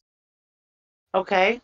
If you would, let me just take a look at the information in regard to statutes that you referred to. Let's go off the record for a minute. Off the record, looks like for 7 minutes. Back on the record. Mr. Welnicke, I'm going to show you what's been marked as Exhibit 73. And if you would please, tell us what that is for the record. It's a subpoena in a civil case. Directed to? To me, Larry Welnicke. And was it a response to that subpoena that you produced materials here today? Yes. Okay. And what you've done is you've marked the materials with the red copy sign and retained the originals that are your own files. Is that correct? Yes. Okay. And amongst the materials that you produced are the Manitowoc County Jail Policy and Procedure Manual, correct? Yes. And the Manitowoc County Sheriff's Department Policy and Procedure Manual. Yes. Okay. Do you know offhand when the effective dates of what the effective date of the Jail Policy and Procedure Manual is? That procedure is from 2001. I don't recall the exact day is on there. I don't recall what the exact day is on there. And are there predecessor manuals to this one? And yeah, there were, yes. And where are they? I do have a copy back at the jail, but I wasn't sure what was all brought. I brought the most current one that I had, so Okay. And the copy that you have back at the jail goes back to what point in time? I believe the early 80s, 1980s. Okay. Let's go off the record again. Off the record for 1 minute. Back on the record. Mr. Welnicke, Welnicke, yeah, saying it right. While we were off the record, I'm sorry, Mr. Welnicke? Welnicke. While we were off the record, you identified that there is a predecessor manual for the jail to the Policy and Procedure Manual, which has a revision date of 5701. Is that correct? Yes. And is there more than one earlier policy and procedural manual? There may be two that I'm aware of. Okay. And what characterizes the difference between them? Revisions to the policy. At what point in time? I'm not specific on the dates, but they were Just give me your best estimate. 1994, and I believe, going to guess maybe 83 or 84. All right. And you think we can get copies of those over here pretty quickly? Yes. All right. And as I understand it, this document that you've marked as copy, quote unquote, Manitowoc County Sheriff's Department Policy and Procedure Manual with your name on it is an excerpt from the Department Policy and Procedure Manual that is current? Yes. And do the sections that are included in this copy you provided to me have predecessors at earlier points in time? I believe they would, but I'm not sure. Okay. And do you have those as well? No. All right. And counsel, I understand that your thought is that any of those documents, that is earlier policy and procedure manuals that go back into the 80s, you think you have already been produced? Mr. Pollen, I don't recall what was produced except that there were binders that were produced in response to earlier requests that I believe included policies and procedures, but I can't give you the dates. I don't recall what that was. Okay. Well, Mr. Welnick, do you know whether the contents that are in this current policy and procedure manual for the Sheriff's Department pertaining to records do in fact have earlier counterparts? I do not. Okay. Let's go off the record. Off the record for 2 minutes. Back on the record. Mr. Welnick, when you came on board in 1984 as a full-time deputy jailer, how many jailers were there? 9. Have you, in connection with your preparation for the deposition today, made any attempt to identify who those jailers were? No. The subpoena calls for any and all documents, etc., which may indicate which jailers were involved in obtaining photographs from jail records for use in the photo array to show Mrs. Beardson. You recall the... Yes. Did you find any records responsive to that? No. Were you on duty on the evening of the day that Mrs. Beardson was raped? No. Do you know who she was? Oh, do you know who was? No. Do you know who was supervising the jail that evening? No. What was your shift at that time? I don't know at this time. Tell me your best recollection of anyone or more of the jailers other than yourself at that point in time, shortly after you came on board as a full-time deputy. Mr. Pollen, at that point in time, you're talking July of 85? That's correct. Very hard for me to determine. James Olm, How do you spell the last name? OLM, Victor Beretta, BURETTA. Robert Herman may have been. There's a transition to the road, but Transition what, sir? he went to the road as a road deputy, very close somewhere. Would have been the year after we were hired. Philip Kinzel, Kinzel. That would be about the best of my recollection of staff. Were you working nights at the time in the jail? Mostly days. Were the assignments as between day and nights in the jail for deputies at that time based on seniority? I believe so. And based on seniority, was it a matter of choice, or was it that those who were more senior got days and the more junior deputies got nights? Junior went to nights and senior went to days. Yeah, Do you remember at the time whether Olm was a less or more senior deputy? more senior. How about Beretta More senior. and Herman Equal with me, my seniority. We were hired on the same day. and Kinzel? More senior. When you say you and Herman were hired on the same day, what day was that? July 2nd, 1984. So, relative to the other 5 unnamed deputies of the 9 jailers, how did you personally stack up in terms of seniority? Well, I was low on seniority. The shifts actually they changed actually within the year. They used to be midnight till 8 a.m., and then they went from 8 a.m. to 4. And then they changed hours and went from 4 in the morning till noon, and then noon till 8. Fluctuated back and forth according to contract and union negotiations. So All right.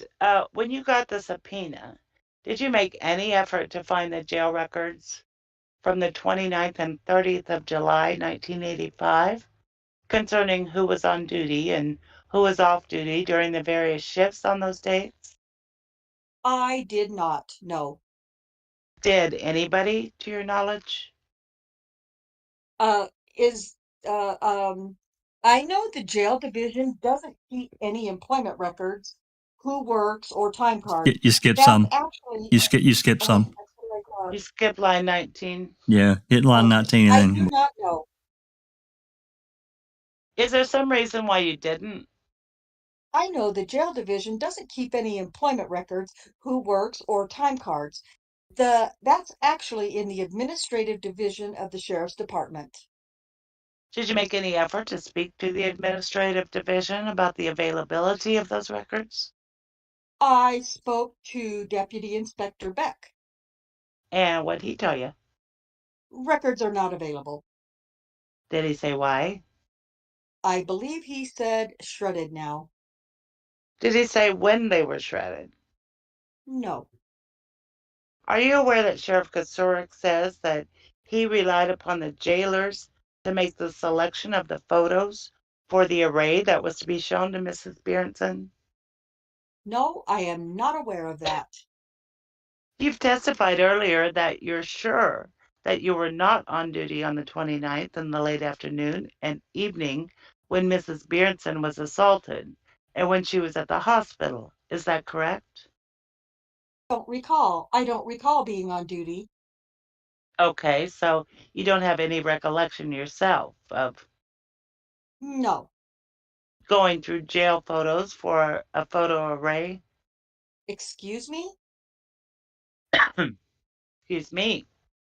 You do not have any recollection of you personally on the 29th or 30th of July, 1985, going through photographs in the Manitowoc County Jail to produce photographs for the sheriff to conduct a photo array with Mrs. Berenson.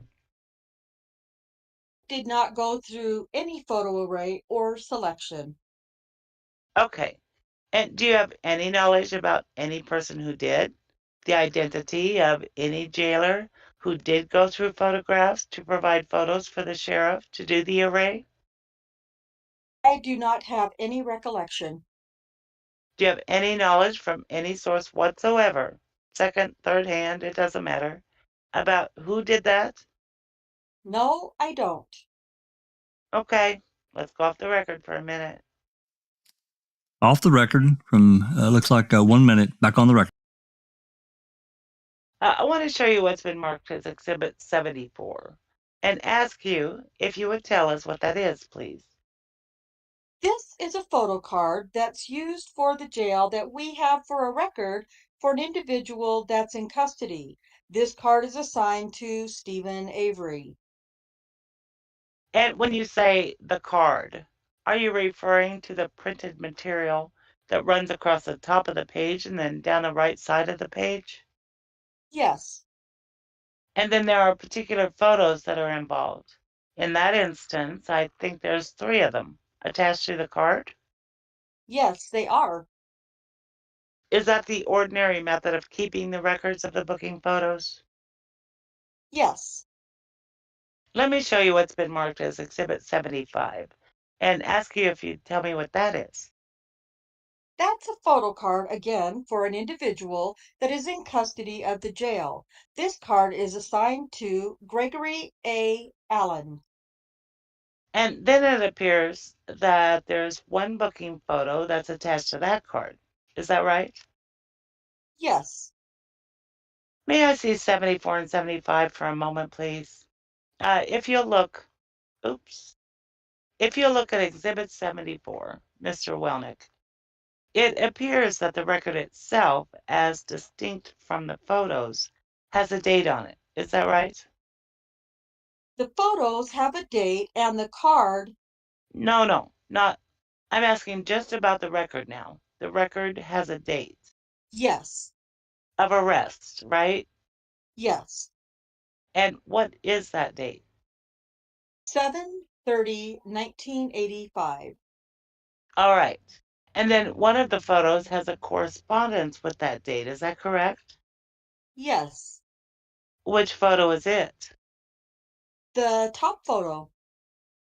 And that's a Stephen Avery booking photo dated what?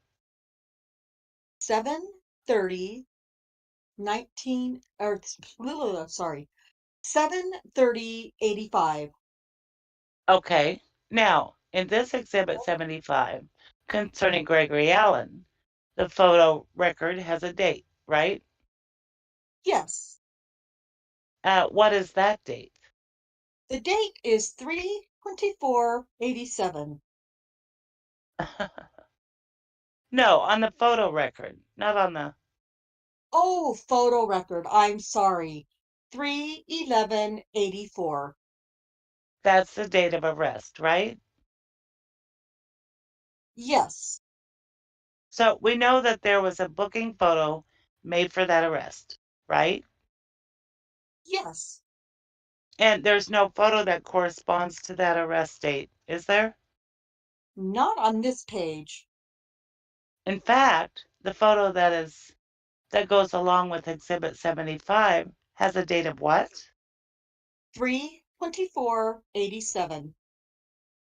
How is it, if you can tell us, that photographs earlier than July 30, 1985 are retained for Stephen Avery, but photos earlier for Gregory Allen than the 87 photo are not retained? This photo, under the normal policy, what they would have done is the individual comes in. If they change any characteristics in their looks, they would take a brand new photograph. And actually, the old photograph would be removed and the most current photo placed in that card. And are you saying that that's what happened with Gregory Allen? I would assume, I can't say for sure. So that the booking photo that goes with the date of March 11, 1984 has been removed. If they took a photo. Do you know whether or not they took a photo? No, Do you have any reason to believe that they would not take a photo? no. When somebody's booked, you take a photo, right? Normal policy is yes. Okay. Do you know why the earlier Gregory Allen photo was removed? No. If you look at the Stephen Avery photos, why, given the date of 7/30/85, are additional Stephen Avery photos retained? This one, I can't tell the date on the bottom. Okay. So I'm not sure what that date was. All right. This one here was within a year, prior to within a year, and possibility maybe, I don't know. Okay. Has a beard, has hair, just Okay. maybe this one probably saved because it says quote unquote per sheriff.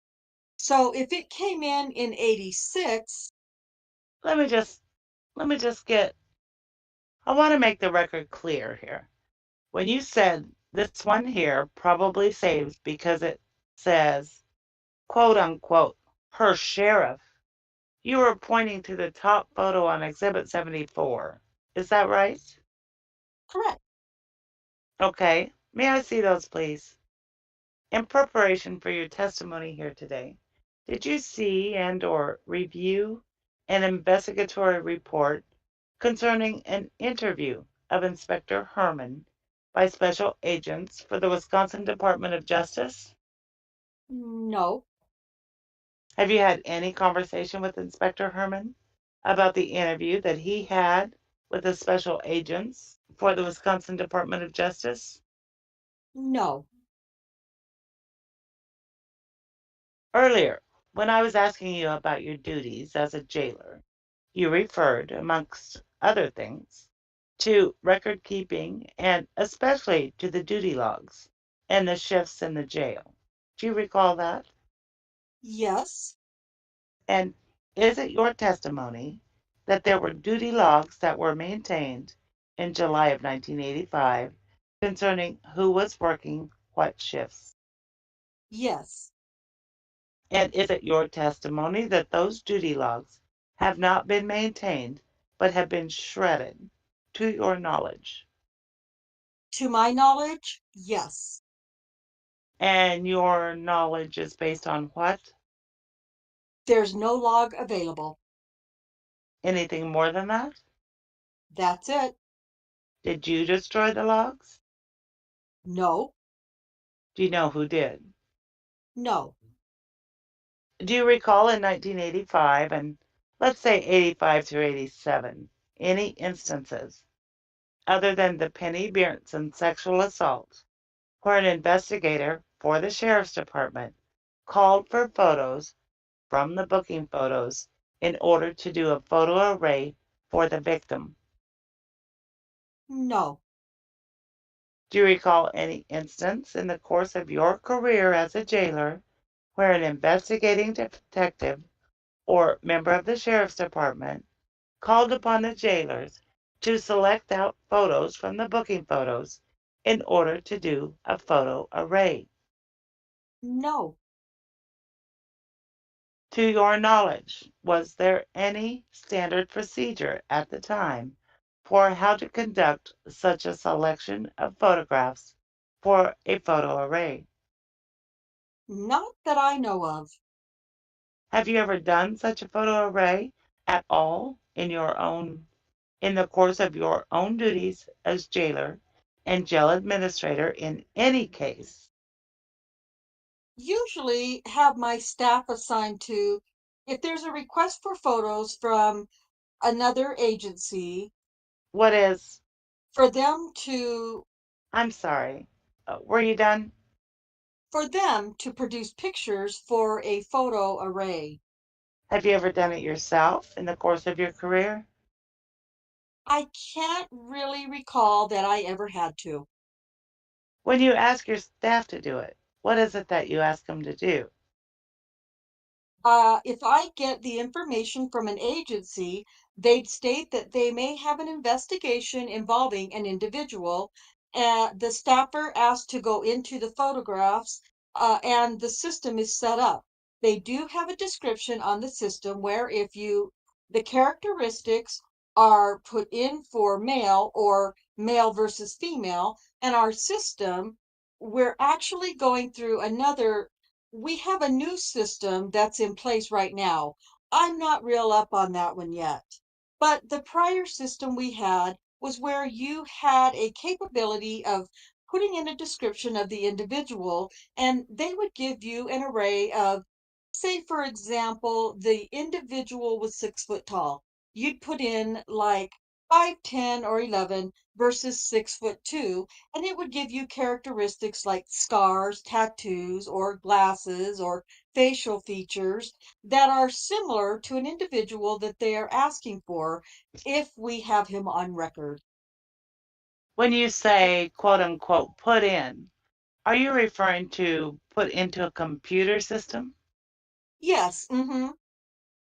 That wasn't in existence in 1985, though, was it? No, no. So, how would a photo array get done in 1985 when a request was made? Well, they had Mr. Bascom, objective form. Go ahead. You can answer. Mr. Bascom, I have to make certain objections so that the judge can rule on them at a later date. If you understand the question and can answer it, feel free to do. we had a number of file cabinets that had drawers. Each drawer had a number of pictures that were in a flip chart. And those flip charts, they'd lift up physically each one and have to look physically at the picture for characteristics. They had filing cabinets that had drawers in them in 1985. Shocking. Yeah, Sorry. no, that's okay. Well, of course. Flip chart. So, hypothetically now, let's suppose that an investigating officer says, I want a Caucasian male between 5'10" and 6'2", with a scar on his left cheek and otherwise clean shaven. Then the staff would, in 1985, physically go through the photos and try to find a group of photos, let's say, half a dozen to 10, that matched those characteristics, and then would turn those over to the investigating officer. Is that how it worked? Yes. Okay, so whoever collected those photos on the evening of July 29th for Sheriff Kasurik to conduct his array would have done it in that fashion, as far as you know. As far as I know. And you have no knowledge of anyone or more people who may have been involved in that selection? I do not. Do you know who provided the description that was used by whoever made the photo selections? No, I do not.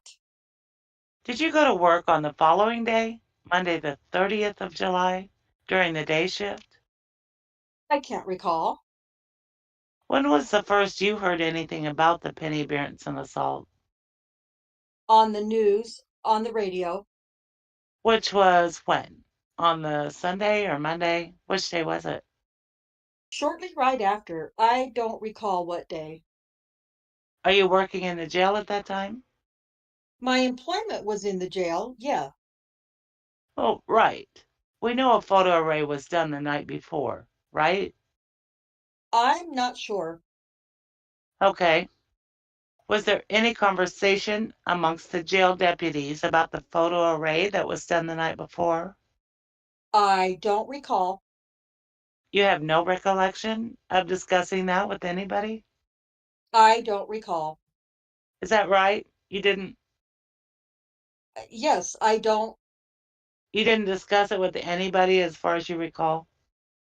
I don't recall any conversation. Okay. Have you discussed with Robert Herman, who might have been on duty that night at the jail? Dun, No, dun, I dun, did not. dun. No, Uh-huh. I did not. I already had him in the Yeah. back of my mind.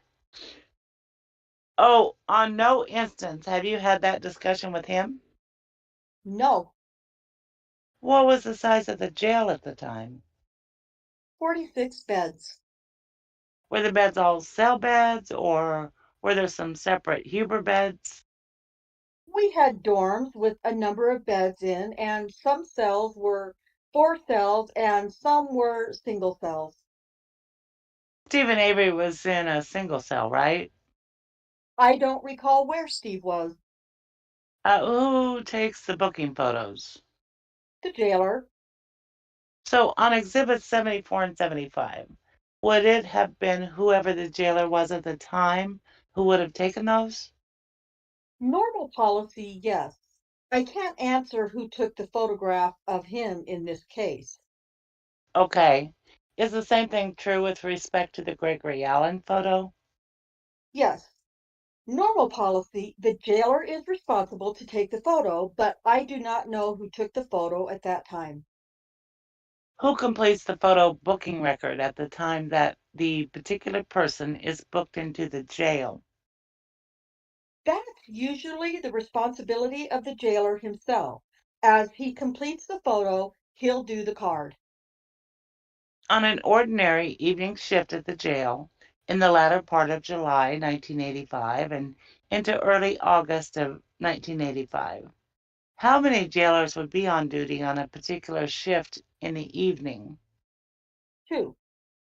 And were they both called jailers? Yes, And were they co-equal in terms of how the facility was administered when they were on duty? yes. Was there typically any supervisor available on the evening shift? Supervisor was on patrol.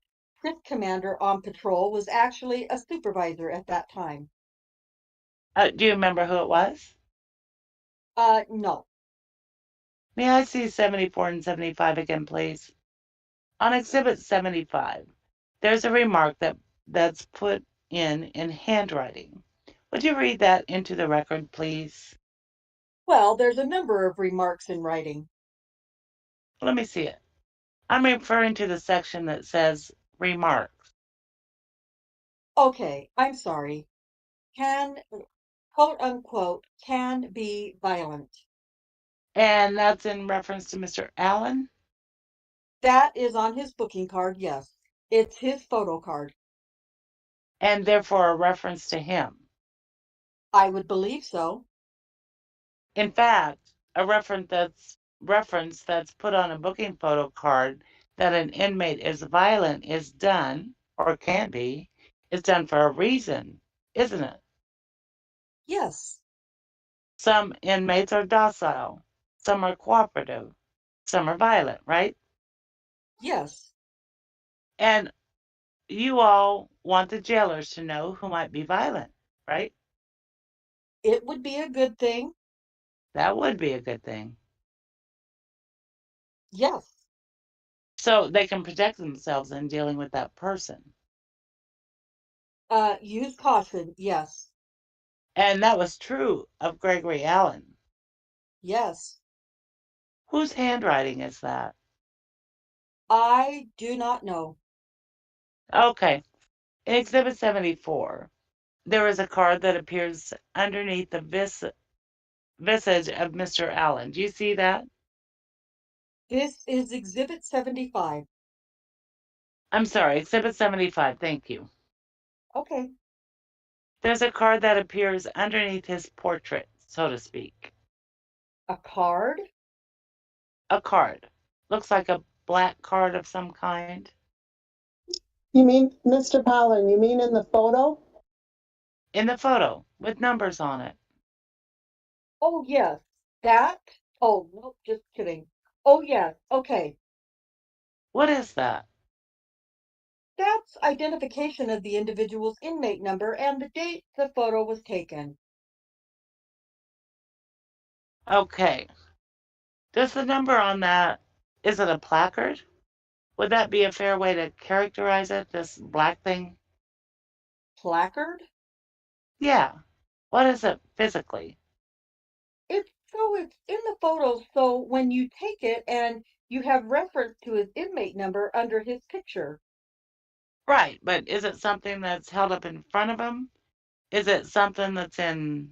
Yes, it's an actual stand that stands up in front of him. You have to change the date. You have to change the physical number on the card. So the physical number and the date is an area where you can actually put the entries in, whereas the rest of the placard has standard language. Yes, Okay. And whoever's taking the photo does that? yes, And this 3, well, in Exhibit 75, the number is 3860. Do you see that? yes. And what does that correspond to? That number is assigned to Gregory A. Allen. So once that number is assigned to him, does it remain with him however many times he's in the jail? I believe at this time that was a booking number for that year. And would the booking number for that year show the identity of the person who booked Mr. Allen on the date the photo was taken? It should.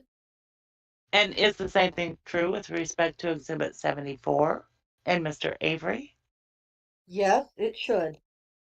So the records for Mr. Avery concerning his booking in the year 1985 would tell us who did the booking photo on July 30th, 1985. Who did the booking? I'm not sure about the photo. Okay, did you attempt to find out that information? I don't have record of that.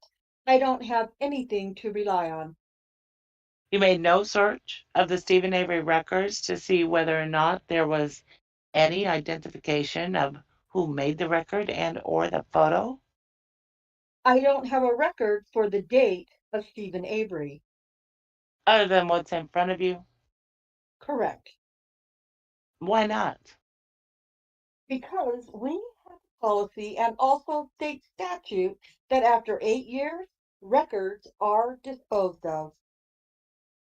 So your testimony is, as far as you know, that record, that is to say, a record with that number for Stephen Avery and that date showing who did the booking photo and or the record has been destroyed. Paper record. Is there some other record that may not have been destroyed? I'm not sure on the record retention for computer record.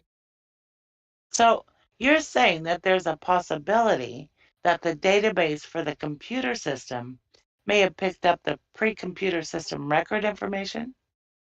Yes, Mr. Pollen, counsel, could I see the other documents that I gave to you with those 2 pages, 74 and 75? In a minute, I just want to finish my questioning here. I didn't mean to interrupt your questioning. I thought it might relate to it, frankly. Okay. What computer database are you talking about when you say that that information might be in it? at the time it was titled AF 400 record for Manitowoc County Jail. And does it still exist? I'm not sure. Did it exist at one time? Yes, Until when? I don't have a date that it could still be in existence. I'm not sure. Was the AS400 system converted to a newer system at some point in time? Yes. Do you remember when? We went to a new jail system in June of 2003, and we just recently went to another one this June. May I see 74 and 75 for a moment, please? When a jail booking photo is taken, how is it developed? Now, Then. Polaroid. It's Polaroid film. There was a camera. Uh-huh. That was set up on this same stand that holds this plaque. Yeah. And you snap the photograph, and it took a two-part photo. You got to slide the mechanism over on the Polaroid camera and take a second shot when they turn their heads to the side. Pull the photo out, pull the strip off, and it developed. So you could get an almost instant photo of somebody the way the system then operated. Yes. So would it be fair to say that this Exhibit 74, 7/30/85 photograph of Stephen Avery was taken on July 30th? It should have been if the dates on that plaque. Okay, and therefore it would not have been available on the evening of July 29th, 1985 for the array that was conducted for Mrs. Berenson. Is that correct? Possible, I would say. Let's pause right here. And Yeah. yeah, so for those that have been around, there's always been this question of the photo array that was shown to Penny Berenstain and the whatever you want to call it. I call it a tracing, so to many people that Gene Shape produced, and what he's The one driving. that Historic wrote on the back. Right.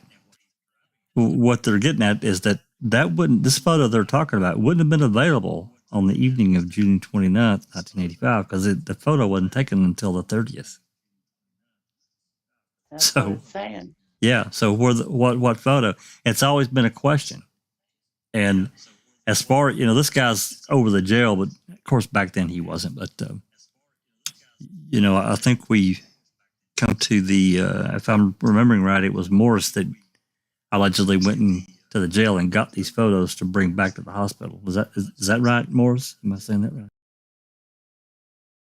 And that's the reason they used was it a March photo of that year? Was it? That Well, it was copied? apparently, yeah, it was an older photo. That's right. Yeah. Mm-hmm. Page 10's asking, do we have a picture of that photo lineup? I don't have one handy. I'm sure I've probably got it somewhere. There is I've seen it before. Yeah, there is a photo of the booking of what they showed Penny. It had several. If you guys remember, everyone remembers. There's a lineup of different. I think there's like 6 people in it, something like that, maybe 7. I don't remember exactly. I'm sure I've got it somewhere. I just don't have it handy. It's probably on my external drive. That's why I really wish. Way taller than Stephen. They look nothing like him. That's right. Yeah. Yeah, I remember Stephen was seeing very. the lineup Yeah, of them standing up. That's true too. That's right. That's Yeah, exactly. Stephen looked completely different than the rest of the 6-pack. Yeah, his hair was straight and it was long, and he had his beard. I mean, it wasn't like shoulder length long, but it was long, and he had a beard and he had a moustache, if I remember right. But I can't remember if that was a photo that I seen or if that was in MAM that I seen. And his hair was straight. Versus Yeah, it was curly. straight. Yeah, really straight, Susan. Yeah, exactly. The sketchy sketch was curly. Yeah. Yeah. So yeah. Anthony Hills asked, was it a color photo showing his blue eyes?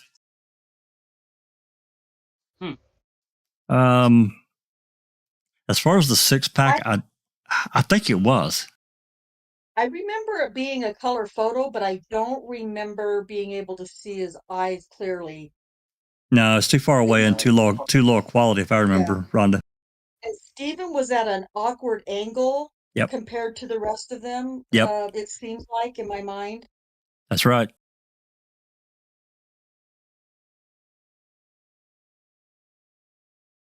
And This is the next question is a very good question.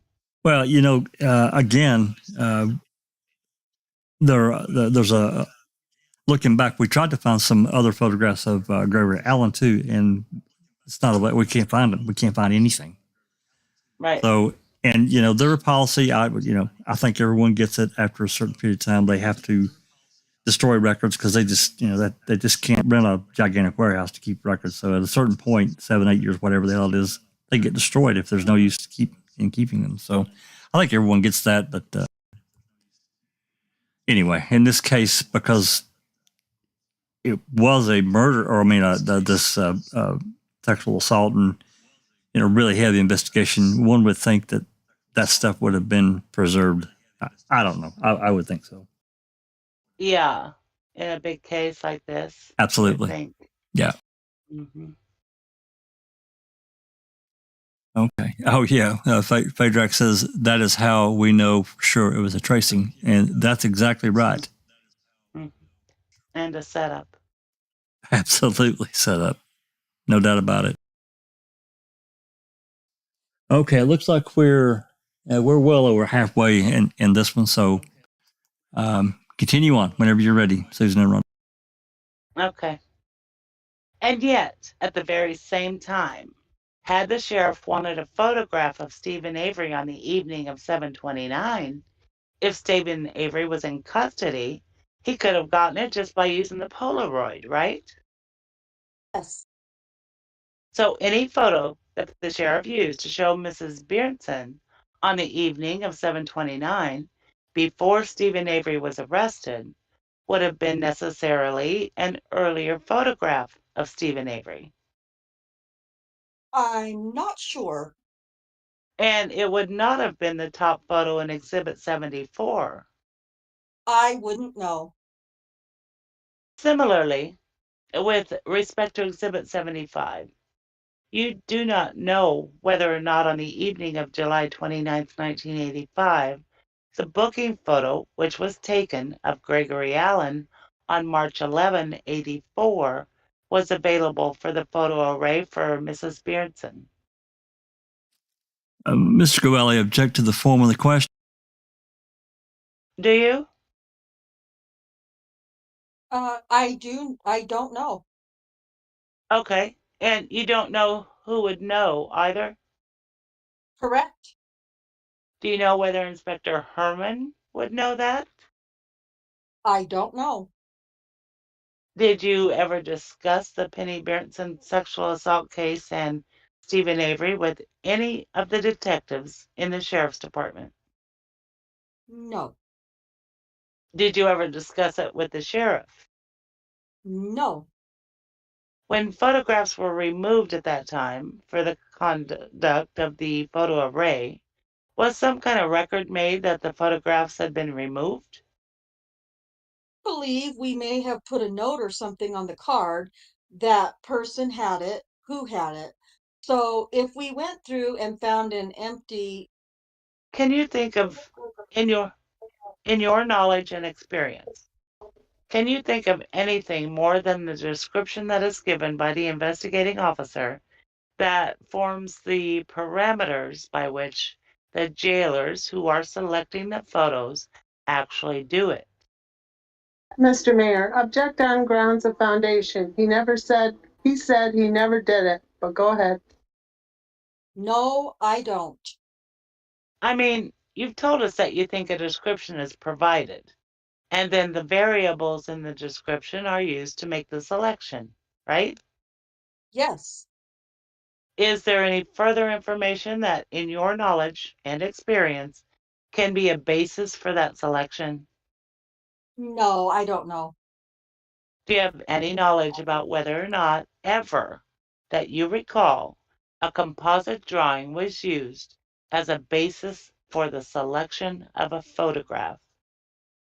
No, Mr. Bascom objects. I don't. Mr. Mayor, Foundation, You can answer. I don't. Mr. Pollen, it's 2:30. Mr.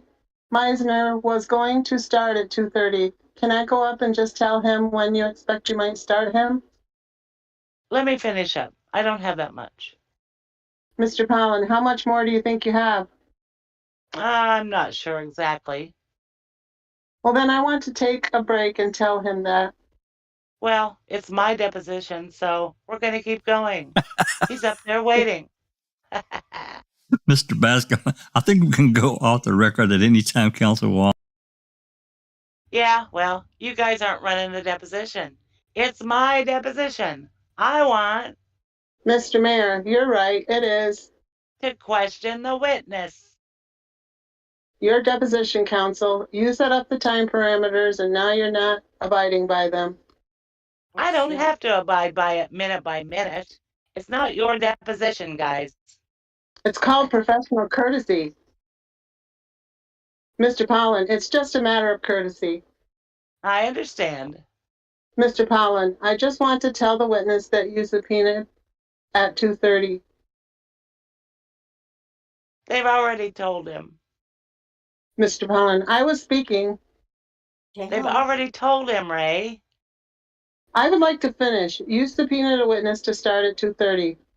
Yep.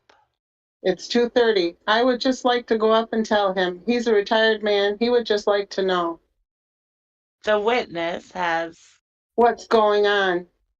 been informed. The witness has been informed. I want to finish my questioning. So you're not going to allow me to take a break to go Oh tell my the witness God. I'm not. as a courtesy. I'm not. That's right. Well, I'm going to do it. I'm going to take a break and I'm going to take 2 minutes Okay. to go tell the witness. I'm going to continue questioning the witness. And I object to any questioning while I go out for 2 minutes and tell the witness that you have subpoenaed Oh my at gosh. 2:30 what I understand your point. we're going to, and we're not going to take a break to do that. Okay. Mr. Pollen do you- exits. Tom Croft picks his ball and leaves. Yeah. Wow. Go Wow. ahead. Go ahead.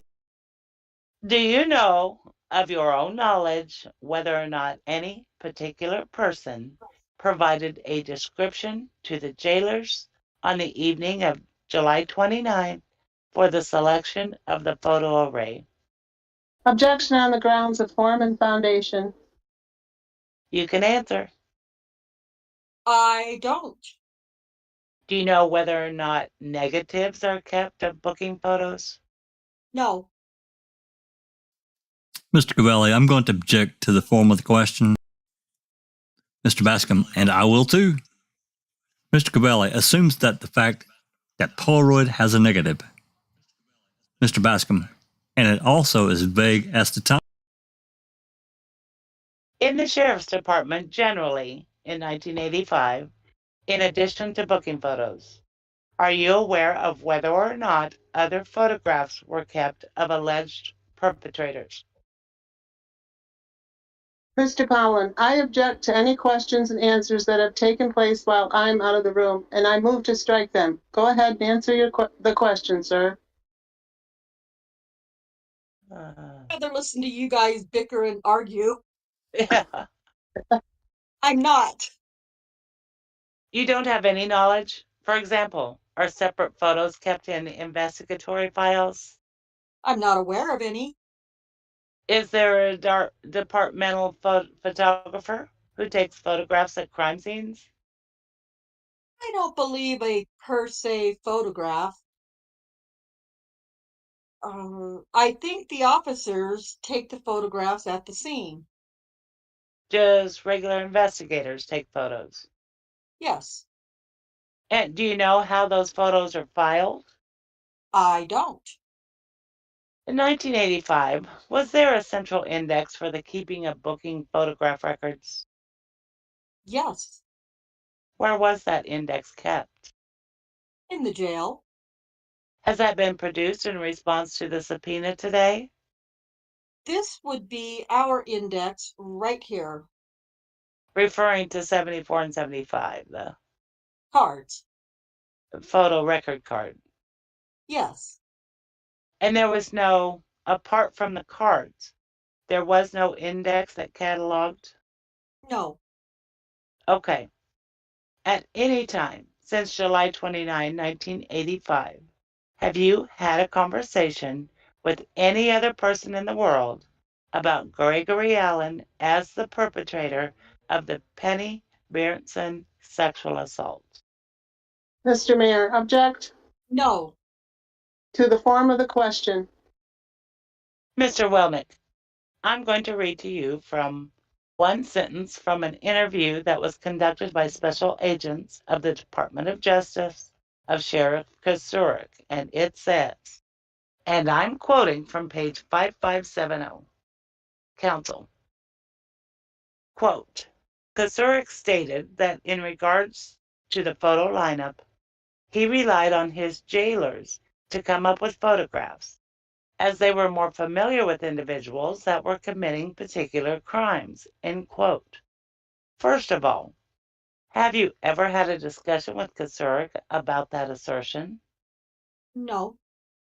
Have you ever had a discussion with any person about that assertion? No. Is there anything that we've said in the course of the deposition that has refreshed your recollection about the other deputy jailers' identities in 1985 than the names you've already given me? Not really. No. How many jailers do you supervise now? 49. Would you tell me what the 2 volumes are at your immediate right hand there, please? This red binder is Jail Policy and Procedure for 1994. Okay. This white one is the Jail Policy and Procedure 1984. Okay, let's go off the record for a minute. Off the record from 237 to 237. We're back on the record. Mr. Welnicke, I show you what's been marked as Exhibit 76, and I'd ask you to tell us what that is, please. This is the Manitowoc County Jail Policy Procedure, date of 1984 on the cover. And was that in force and effect when you came on the department as a jailer? Yes. So during the period of time between 84 and 94, was that the policy and procedure manual that applied to the jail? Yes. Okay, may I see that for just a moment? Are we on the record? Yeah. Are you aware of any policy and procedure in the sheriff's department concerning the videotaping of lineups? No. Do you know that videotaping of lineups actually occurs? Not in the jail. Okay. Do you know whether it occurs at all in the department? I'm not sure. Do you know where videotapes of any lineups that might exist are kept? No. Okay, that's everything. Mr. Pollen, are you keeping everything he's produced? I am. Then we're going to mark it. Well, if you're referring to this, I'm not keeping this. I understand that everything else is a copy, with the exception of, well, maybe this is a copy too. I don't know. Is this a copy? That's the only one I have. Okay. So, copy original, that's the only one. Are we off the record? We are on the record. Let's go off the record. Off the record, 240 to 244. We're back on the record, Mr. Pollen. Sir, you were presented with a subpoena that was marked as Exhibit 73. In response to that subpoena, there have been documents that have been marked Exhibit 74 through Exhibit 87. Is that correct? Yes. And those are all the documents that you produced here today pursuant to that subpoena? Yes. Thank you. Are there any other questions? Mr. Bascom, I have no question. Okay, there being no further questions, this deposition's concluded at 2:45 p.m. off the record. Alrighty, and there's the index. So, pretty straightforward read. I did get a little bit of vagueness, but I don't know about you guys, but it's been basically a month since there's been any interaction, and just from thinking back to the beginning, now this seemed the most contentious between these lawyers I've seen. So I'm wondering what may have happened, off the record. Yeah. I'm gonna say that had to end up like ending at 2:35, 2:40. That was ridiculous. Yeah. Yeah, Little exchange there. it It was really. a little immature. Yeah. Yeah, the next one that we'll get to, it's 8:30 now, so we won't start this next one. It's actually only 11 pages, and we can do it if you guys want, or we can wait until the next time. There's two more on the. What is it? It is Roger Meisner. And who's Roger Meisner? The one who Me. didn't want to wait. Oh, well, his attorney didn't want him to wait. Yeah. Oh yeah. I have to go now, but for sure, if everybody else wants to read it, you have my permission, but I have to run. So I understand, Rhonda. Rhonda. Thank you so much for taking the time You and the excellent reading. We'll catch you soon. okay, yep, no problem. Thanks, guys. You bet. Take care. This guy is. Let me back up. Let's ask you a question about your time with the Manitowoc County Sheriff's Department. Can you tell me when you left the department? Looks like you left in 91. And he hired in November of 64. So he was there for quite a few years, almost 30 years. I'm sorry, what'd you say it was? Looks like. Well, he's not actually identified exactly who he was. He says, let me back up here and ask a few questions about your time with the Manitowoc County Sheriff's Department. Can you tell me when you left the department? He says March 17th, 91. And let's go to the other end of your stay here. When did you begin with that department approximately? He says October of 1964. October or November of 1964.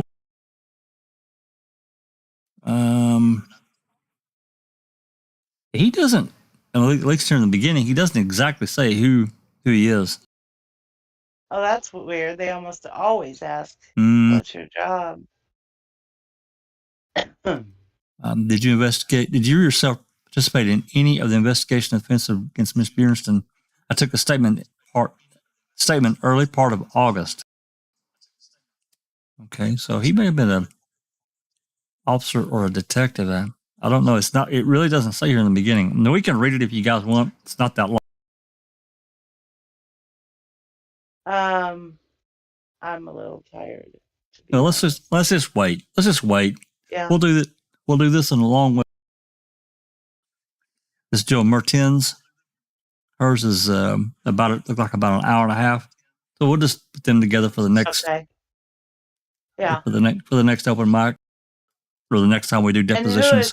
And who is Jill Mertens? Hold on. I knew you were going to ask me.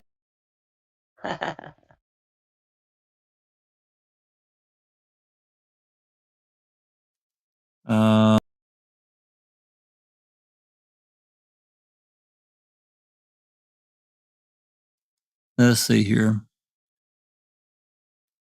Oh, I think this is on the one. She's employed in the district attorney's office. Currently. Yes, she is currently at child she was support. employed by the county. Yeah, she's currently at the child support and has an she's going to identify it. I know I read this here. She says, I am a case manager with the Manitowoc County Child Support Agency. So what'd she do before 91?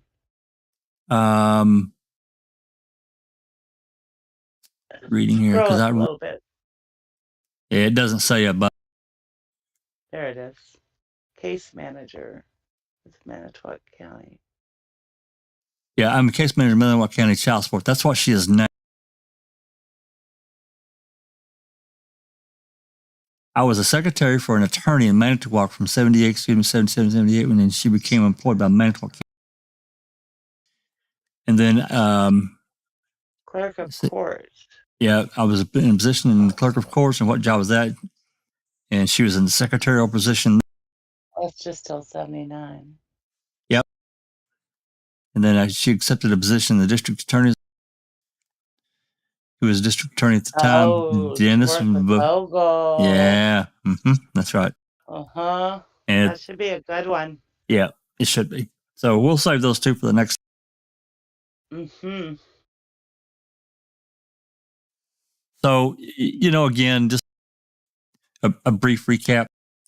And I've talked about this, many times. I say it pretty much every time we do these depositions. Their goal, and I'm talking about Glenn and Kelly, their goal is to uncover what they knew about Gregory Allen, when they knew it, who talked about it, everything that they could gather and pull out, because they knew, I think, I'm speculating here, but I feel certain that they knew that the fix was in against Stephen.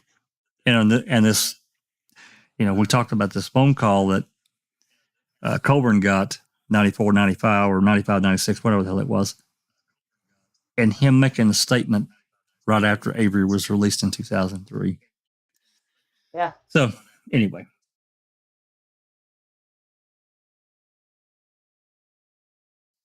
I don't really see any burning questions. Looks like there's been some conversation. So unless anyone has anything.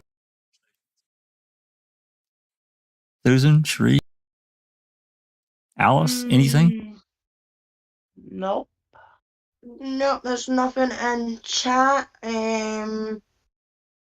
Catnet has posted a link for Doc's upcoming interview with Clearview. Oh yeah, that'd be fantastic. That'd be fantastic. That's tomorrow, correct? Anybody know the time? Yes, I think it's 9:30 your time. AM. It's going to be no PM. Okay. And it's going to be like 2:30 in the morning for me, so I'll maybe just pop in and say hello and then have to watch on the replay. But Catnet's posted the links for that in chat. I'm subscribed to her. Oh yeah, yeah. I was and getting everybody notifications. should. Yeah. Well, I love Claire. She's really good. She does, she covers a lot of other cases and so forth. So, but she's definitely, well, I'm sure. I mean, DNA has become such an important thing in our justice system, and Doc is really knowledgeable about that kind of stuff. He did it for his career. He knows what he's talking about. So it should be really excellent. Looking forward to it. Yeah. For the next open mic, I mentioned this the last time. I'm kind of wanting to do some audio replay of things we've heard in the past and talking about it more intelligently, like we are able to do now. And I'm talking about going. Calls or. Well, well, there may be some jail calls. But I'm talking more about like where it started with Karen Halbach on the 3rd, the phone call that really initiated, our start. The Tom Pierce call. There's and other calls from these Manitowoc County deputies, like Jacobs and other things. The call between Remaker and Wiegert.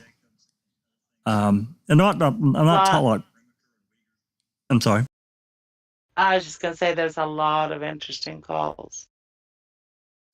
There really are, and if I know you probably will remember Susan and Allison and Sheree, there was a call that was really early on, like the evening of the 3rd, maybe. It's a conference call between several of them in Manitowoc and Calumet. They were talking. I said the 3rd. That date could be wrong. I don't remember, but it was really early. So it was in that time. It was in that time frame, and they were bantering back and forth about this and that, the other thing. I'm just talking about playing these audio calls, excerpts, or the ones that are shorter. We'll just play the whole thing, but. I'm not talking about like doing 50 calls in one session. I'm talking about doing a few and doing a re-examination of that. So I don't know. I'm just trying to think about how the best way to present that, where we can discuss it. Well, yeah. I mean, I always like to review what we have. It's always good to review. So anyway, for the next open mic, I may do that and then put these two on hold. I don't know. We'll see. We'll see how everything's fall out. Okay. All righty. Case 10 likes it too. Well, yeah. I mean, that reminds me, I need to DM Case 10 and ask him a question. But with that said, if nobody has anything else, I first want to thank Alice and Sheree and Susan and Rhonda for the reading of these depositions, and basically getting them kind of memorialized, and so we can discuss it. And then, our super mods, thanking them for taking care of the chat, putting up links and so forth. Can't say thank you enough for that, because, they want to be a part of, and they are part of what we're doing, but at the same time, they're having to concentrate in other areas. So it's a really unique responsibility, but it helps, I think, all throughout providing information, which is what we're about. And then, of course, thanking everyone in the live chat that's come along and is interested in these depositions and as being part of what followed later. And actually, at this point in time, not very much. I think we'll, sure is sus about that Avery photo. Absolutely, it really is. And if you remember the one, the deposition with Beck, and and it was that writing on the back, per sheriff, or whatever, per the sheriff, what it said. It had writing on it. So keep or save or.